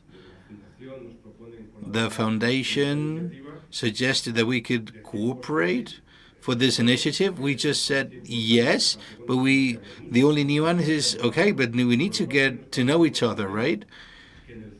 It was important for us that in the center where memory was going to be restored, we should complement that by restoring living conditions with dignity for the people living right now in those areas. And we agreed on that, because memory cannot be seen as a look to the past. We think that look into the past needs to provide us with a better future. Otherwise, it's futile. That's what we are trying to do through the discovery of history through the lens of Robert Capa. You reminded us this morning that a bad picture, it is surely because you were not close enough to reality. So in that connection to reality through the eyes of Robert Capa, look at us in the future. We're going to be able to approach the reality of these families in the present while preserving the memory of that photograph, with that photograph as a precursor to the enhancement of the living conditions of the people there. And it was all possible because of the foundation. I want to publicly recognize what they do. Things do not happen in the vacuum. It was because of the support given by the Safe Pedro and Silly platform, and also a city official of the city of Madrid, Paco Perez. I mean, citizen commitment is essential. If you don't exert pressure on on the city officials, things will not happen. But it is true that these two city officers helped us quite a lot. Sometimes there's a lack of political will. Well, you know how things work.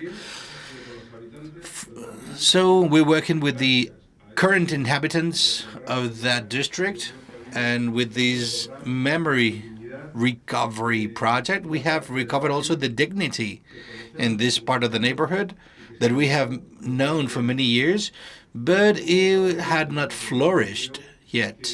So we have learned that people, that when they gather their strengths, when they gather their forces, and we know that this picture was not reflecting a beautiful reality, but we are able to put it in context. For many years, we have helped the families living in that building that hopefully will be the Robert Capa Square in the future. It was always a conflictive area in the neighborhood, let me tell you that. It was left out by the politicians. It was full of garbage, dirt, and we are trying to restore it. We recovered that part of the neighborhood. That's why many people in that neighborhood were so happy about the project. First, we had people that suffered the bombings in that area, and they told us about what happened when we started with the digging, with the actual digging. People came to us and told us about that past. So again, a new opportunity arises to tell the stories of those people that history does not normally focus on. History tells us about the winners, about the beautiful people, about the ones in the first page of the magazines. History normally focuses on that, but for me this was a perfect opportunity to put the limelight and focus it on a different type of people. And now, from being one of the poorest neighborhoods in our city, it will become in the future, hopefully, it will become a cultural pole.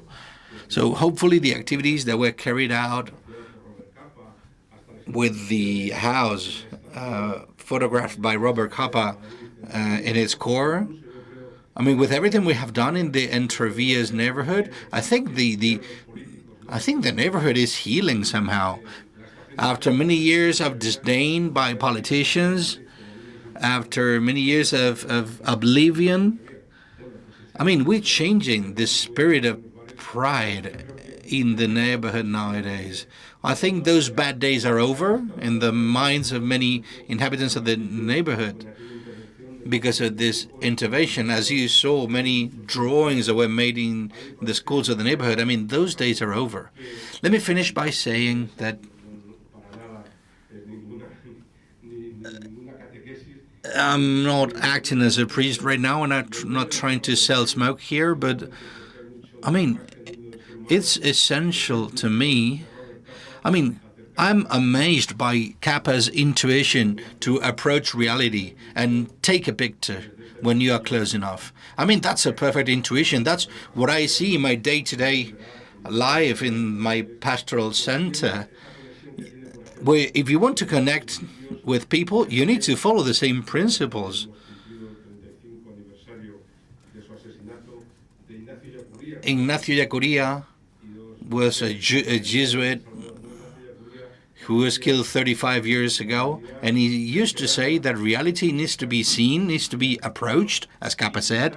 You need to get angry about it when reality is painful, violent, full of hatred. And Ignacio finished by saying, and we need to just charge the reality on our shoulders so that you can transform reality and find a new future. Because otherwise, you will not improve the living conditions of people and you will not preserve the past either. So again, this neighborhood feels as the main character of this story of what will be in the future the Robert Capa Center.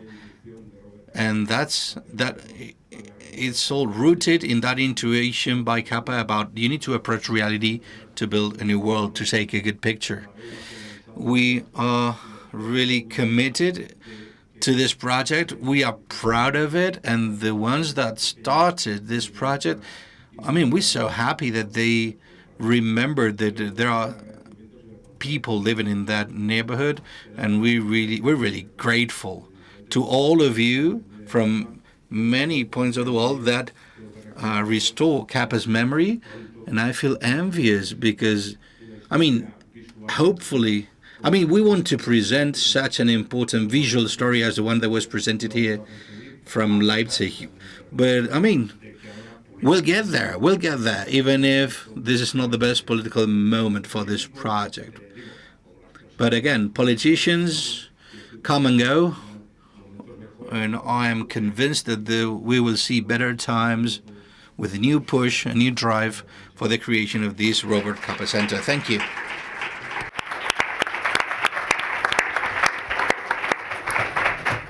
Gracias, Javier. Un placer escuchar. Thank you, Javier. It's a pleasure listening to your words, as always. So finally, in our platform, what's our vision for the future of the Peroncelli environment? Well, Robert Capa has that famous sentence, your picture will not be good if you're not close enough. It's not about getting closer with your camera to the subject of the picture. It's not about that.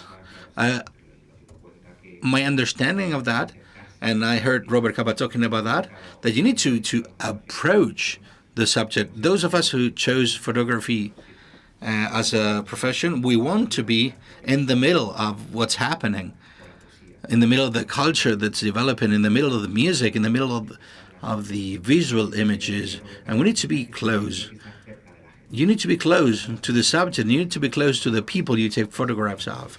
And in our platform, we follow the same principle. This needs to be born from the neighborhood in cooperation with all the organizations of the neighborhood in order to build up an interesting project that could thrive.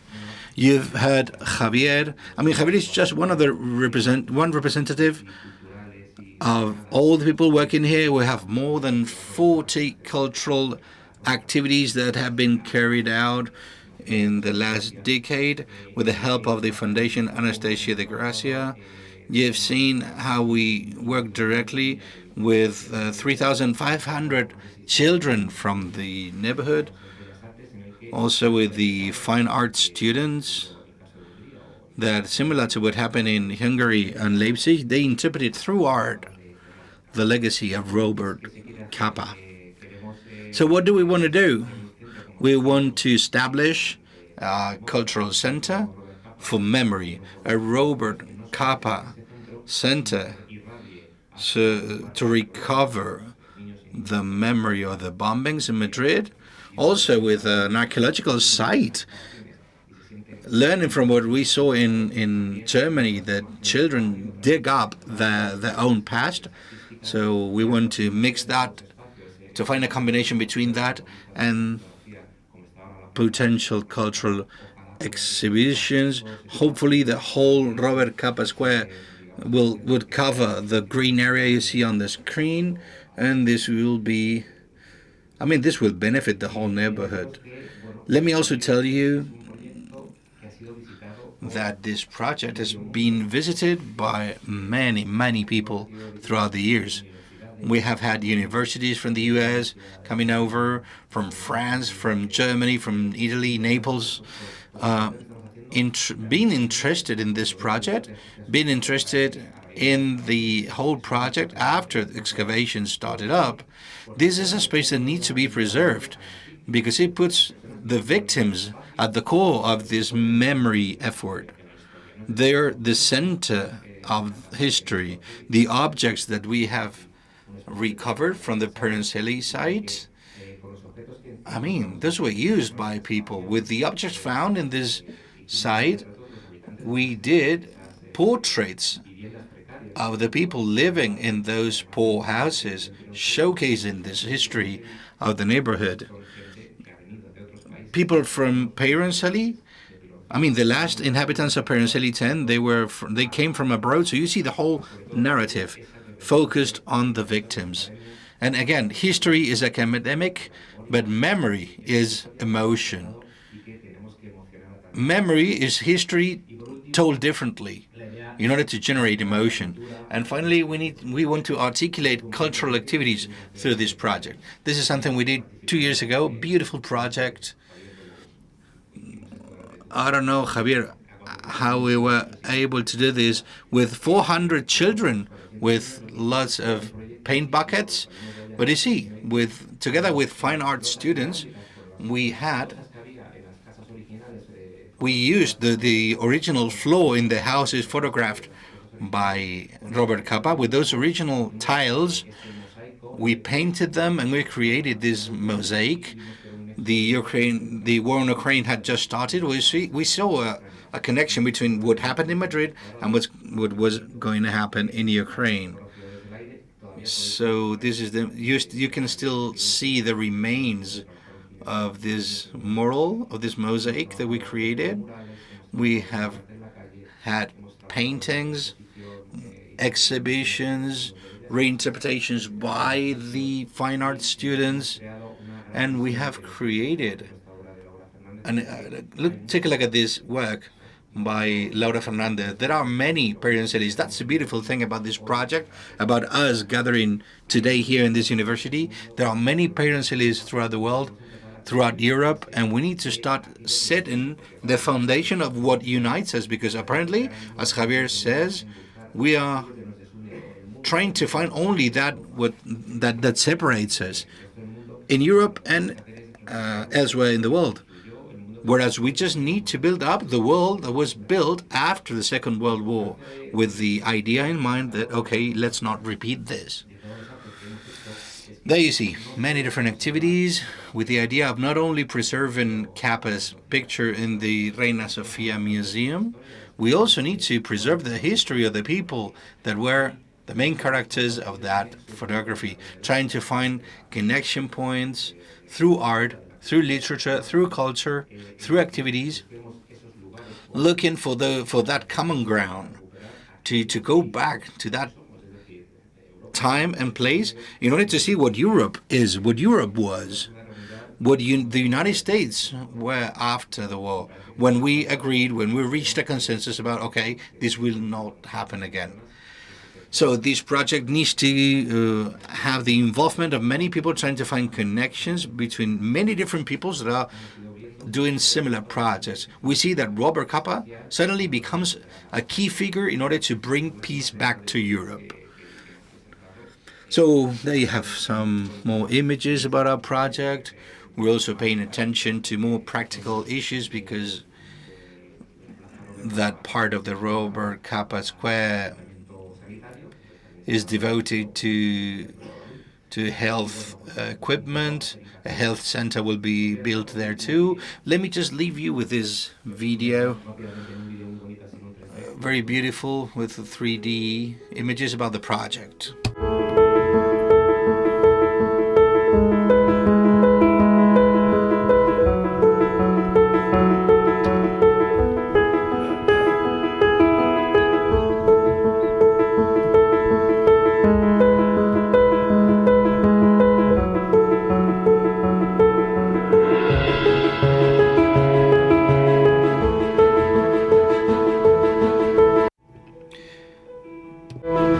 Peransili will only be for pedestrians.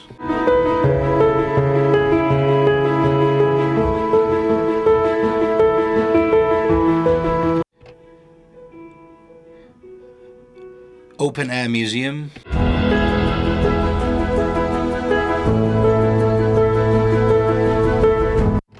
The rests of the houses that suffered the bombing. Open air exhibitions.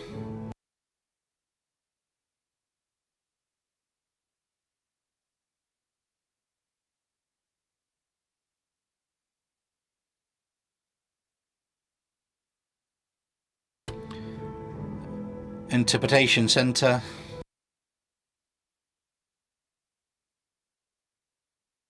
Monument to children that were victims of the war.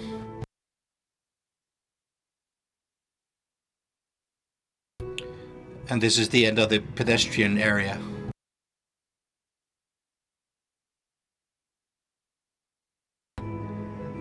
An access for vehicles.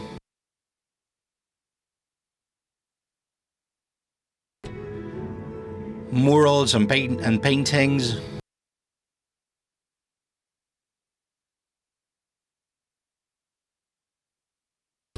Paintings of the walls of buildings.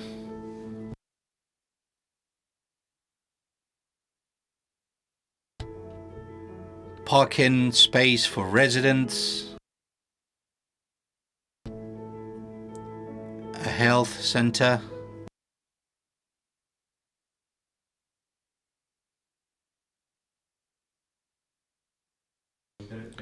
We just wanted to finish our intervention on a positive note with this work by the fine art students reconstructing a large tower Peransili's, trying to showcase the unity of all the Robert Capa centers.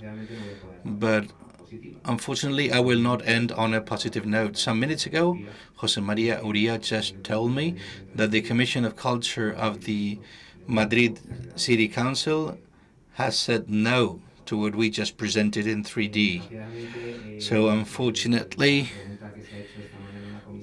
when a question was posed in this morning in the commission, and you see we are not, we have no remuneration because of this. We have teachers, we have archaeologists, civil society members, academia. All of us have worked in this project. It was a collaborative project. The only thing that the city council had to do was given the green light to it. But unfortunately, after a question was posed about Peransili, the city council said that it will become a new cultural center.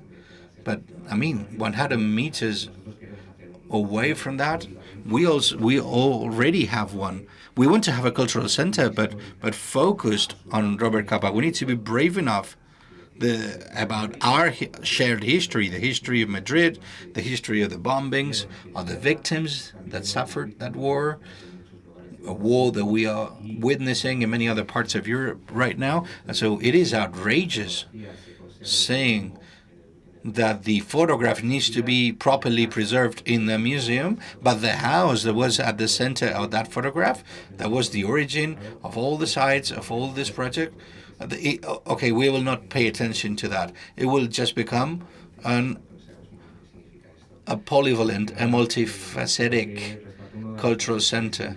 I don't know. Let me just rescue one of the sentences that was pronounced in the documentary from Leipzig when what that person said. It is important that we make people understand how horrible war was. And we're entering a new period in history, a very dangerous one, with a lot of uncertainty. And this cultural center of our project, it needs to be, it doesn't have to be a multi-purpose cultural center. It should be focused on Robert Capa. I don't know. Hopefully we will continue with our struggle. Thank you.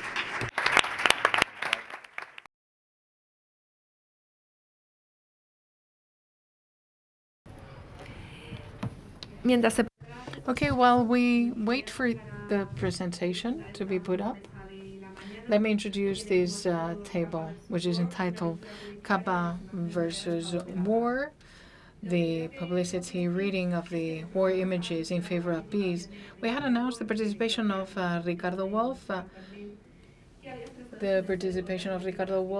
who wanted to attend, but from Innocent Berlin, but due to some urgent family matters, unfortunately, he cannot make it. So we hope that this problem can be solved favorably, and we send all our best wishes to him.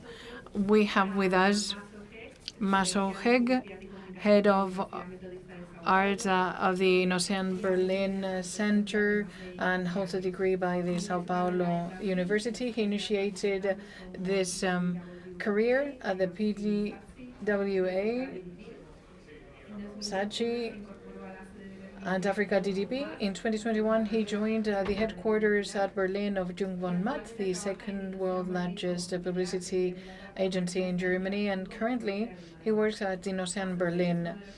And he has helped take this company to the top 5 in Germany. Masochek is one of the creative directors with the highest amount of awards, including 50 international awards, 2 of them at the Grand Prix of Cannes, Lyon. And then we have also Luis García Porriños from Murcia. He holds a degree in publicity and advertising by the University Complutense.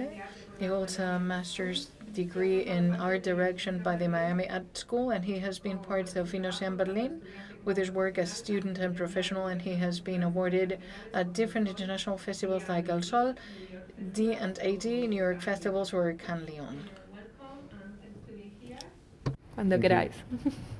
Yes. Hello? Hello? Okay. Can you hear me? Yes. Yes. So, hi, hello, everyone.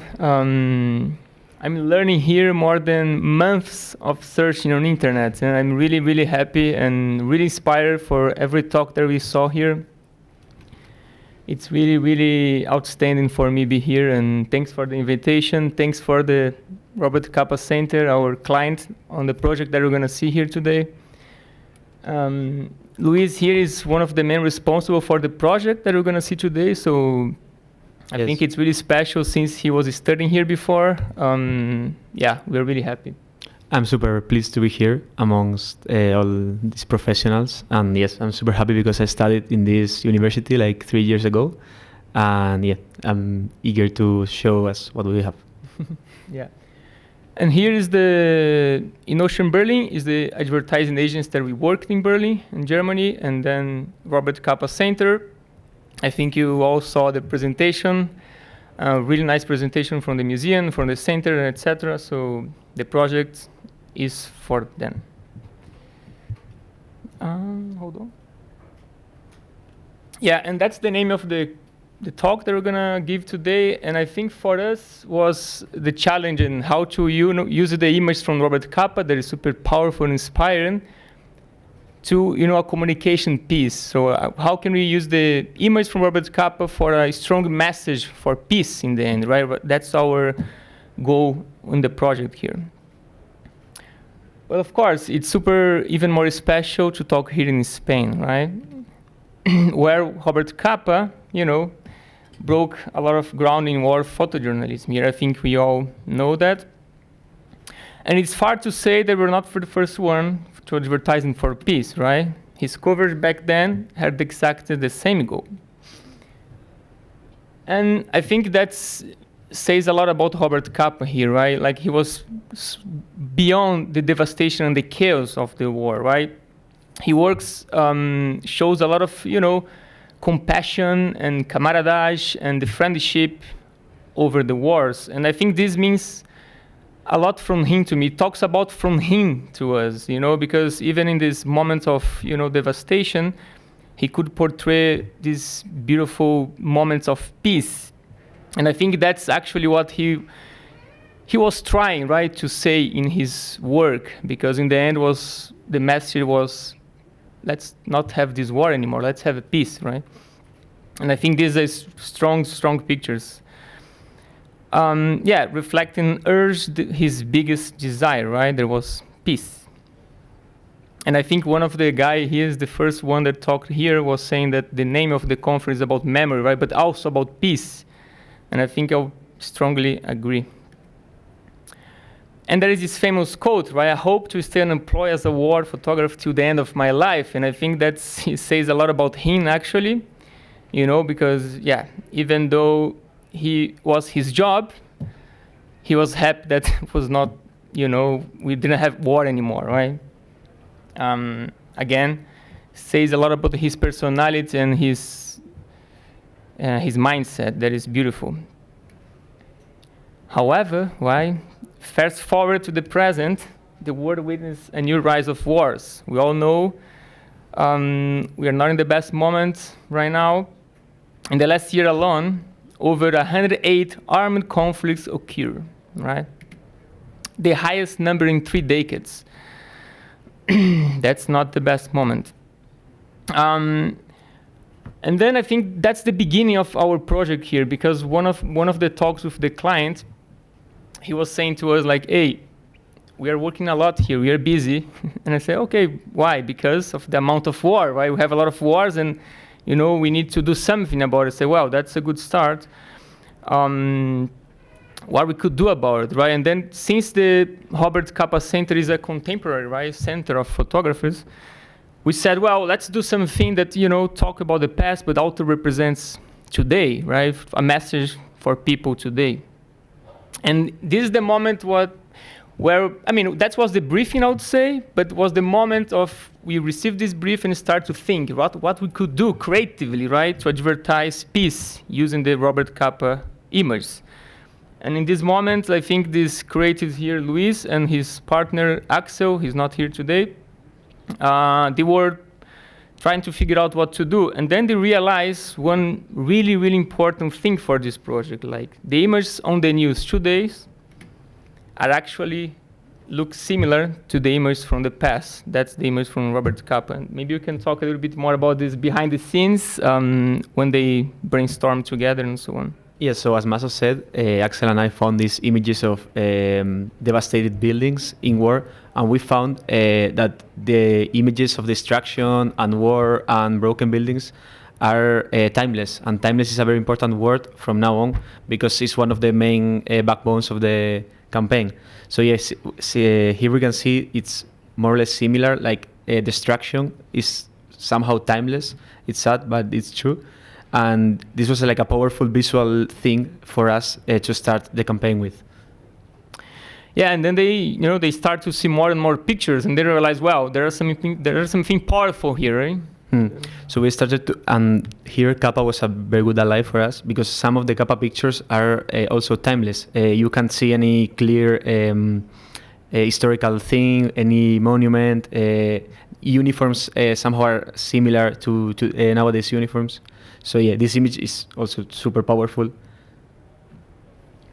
Also, as I said first, broken things, broken buildings, bullet holes are things that didn't change in 100 years.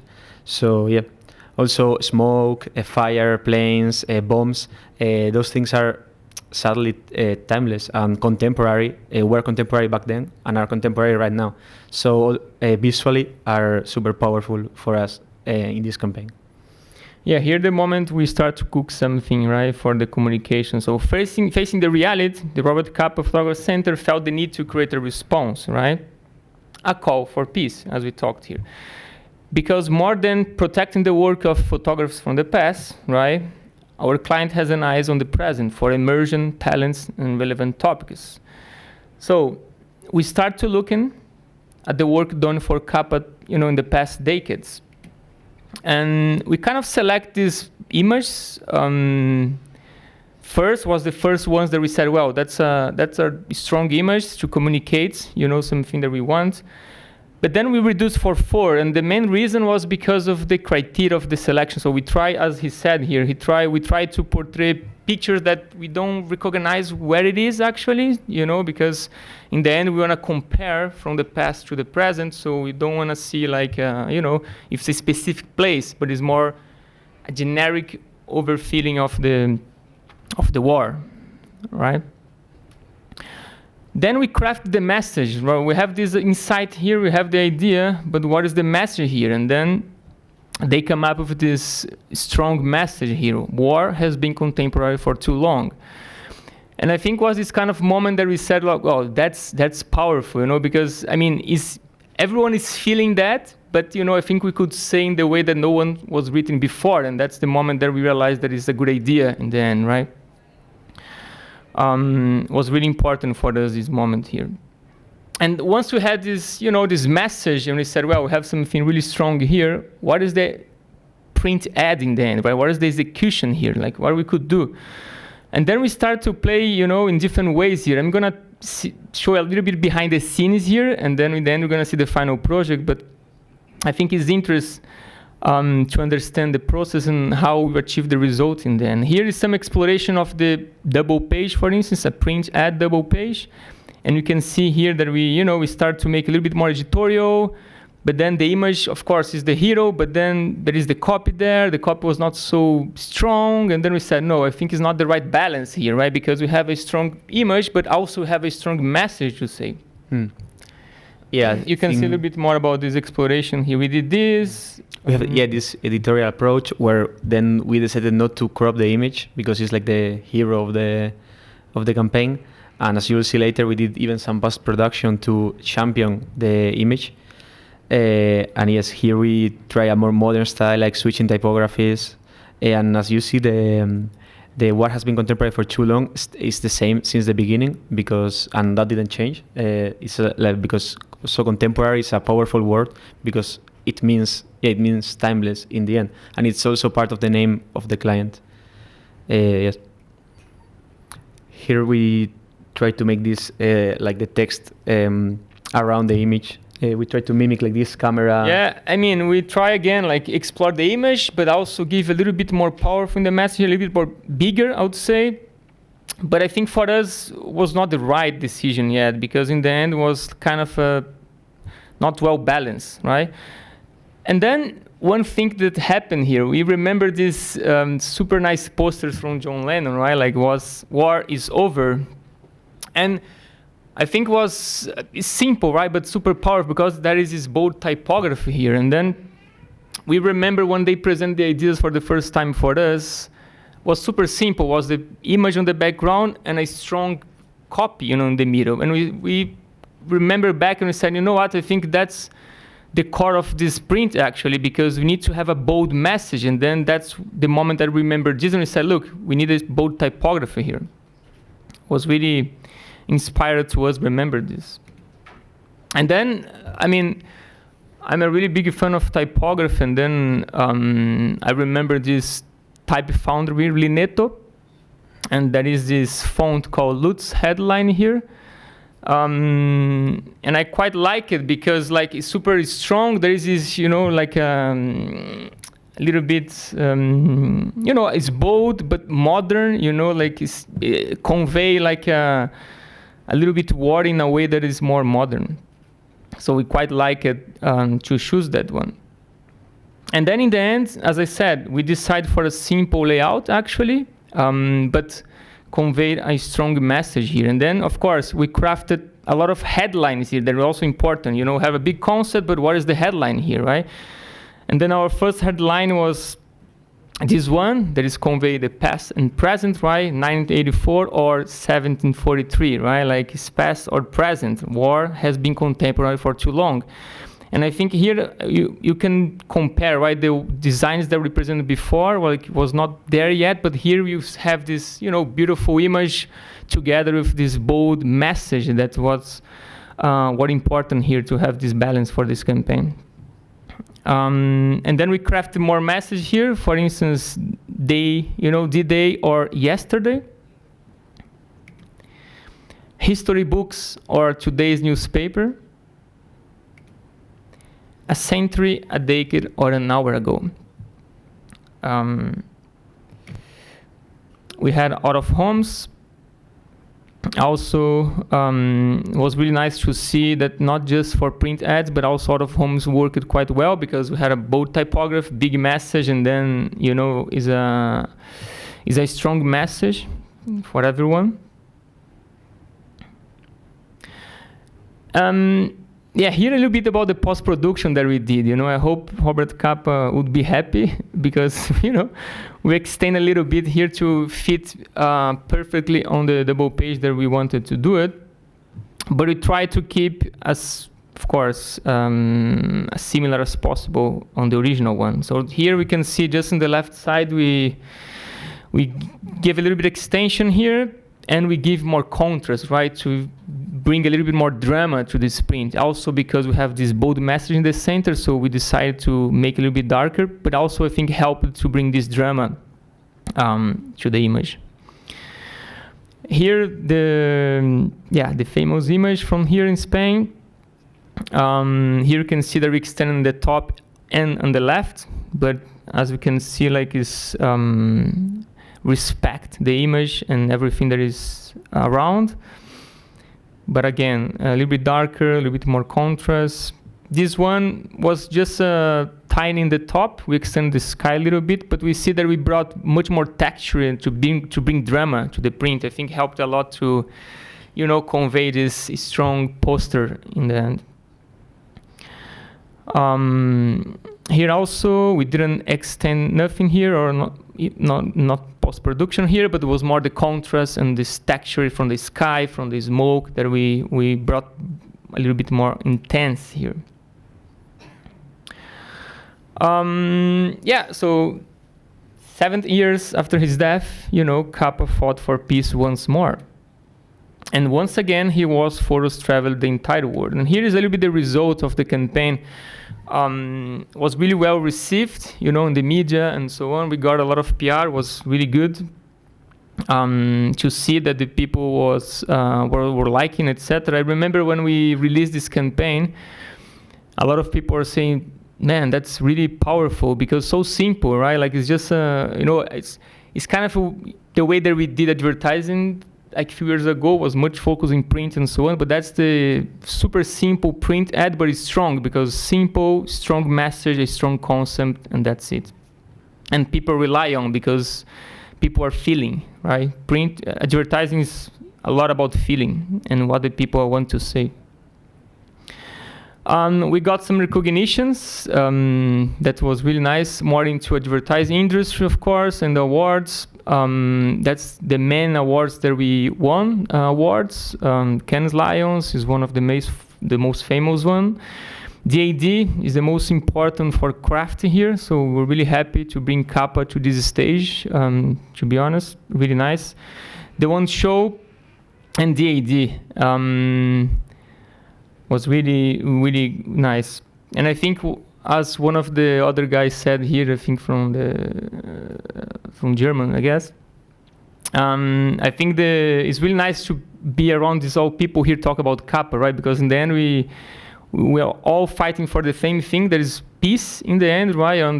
Or the memory of Capa, right? How can we bring Capa to the modern life and people keep seeing him and, repeating the message to the entire world. I think that's on advertising side that what we do. I think we could achieve that because in all the awards, a lot of people were seeing or watching. Went off a lot of stage and so on. Was really, really, really inspiring and nice.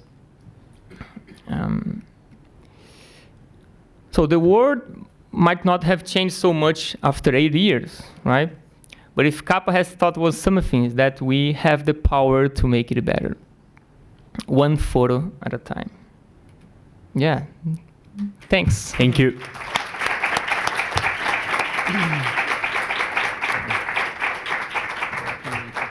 Muchísimas gracias. Thank you very much, and congratulations for this campaign. It's marvelous. Thank you so much. Thank you.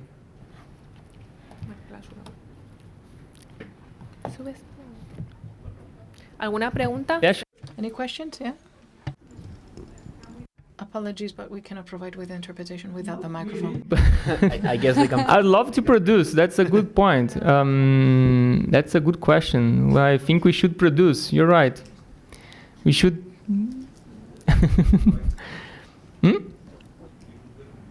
Yeah. I think we should bring it here, right? Actually, we didn't think about it, but thanks for the insight. I think we should do it. Yeah. Even having the Robert Capa Center to sell that or bring here to the students, or it's a nice. Yeah. ¿Más preguntas? Sí. Any further questions? ¿Qué posibilidades habría de que esa campaña? Which would be the possibilities to have this campaign here in Spain or in Madrid? Which are the needs? I understand that it would need financing, right? It is for this campaign to be here in Spain. Yeah. I got it. Yeah, I'm from Brazil. I can understand Spanish, but I cannot speak. Sorry. Yeah, I think totally. I think it was, as you said, I think it was a matter of budget in the end. The media that we could do it at this moment, but I think it's a campaign a little bit timeless, right? So we can still doing, and posting in different ways. I think we should bring to Spain for sure, like in Spanish, or we can translate and print across here, Madrid or other places in Spain. That's definitely we should do it. But that's we need to talk to our clients. Vale, pues muchas gracias. Thank you so much. And we hereby close this morning's session. Thank you so much. Thank you.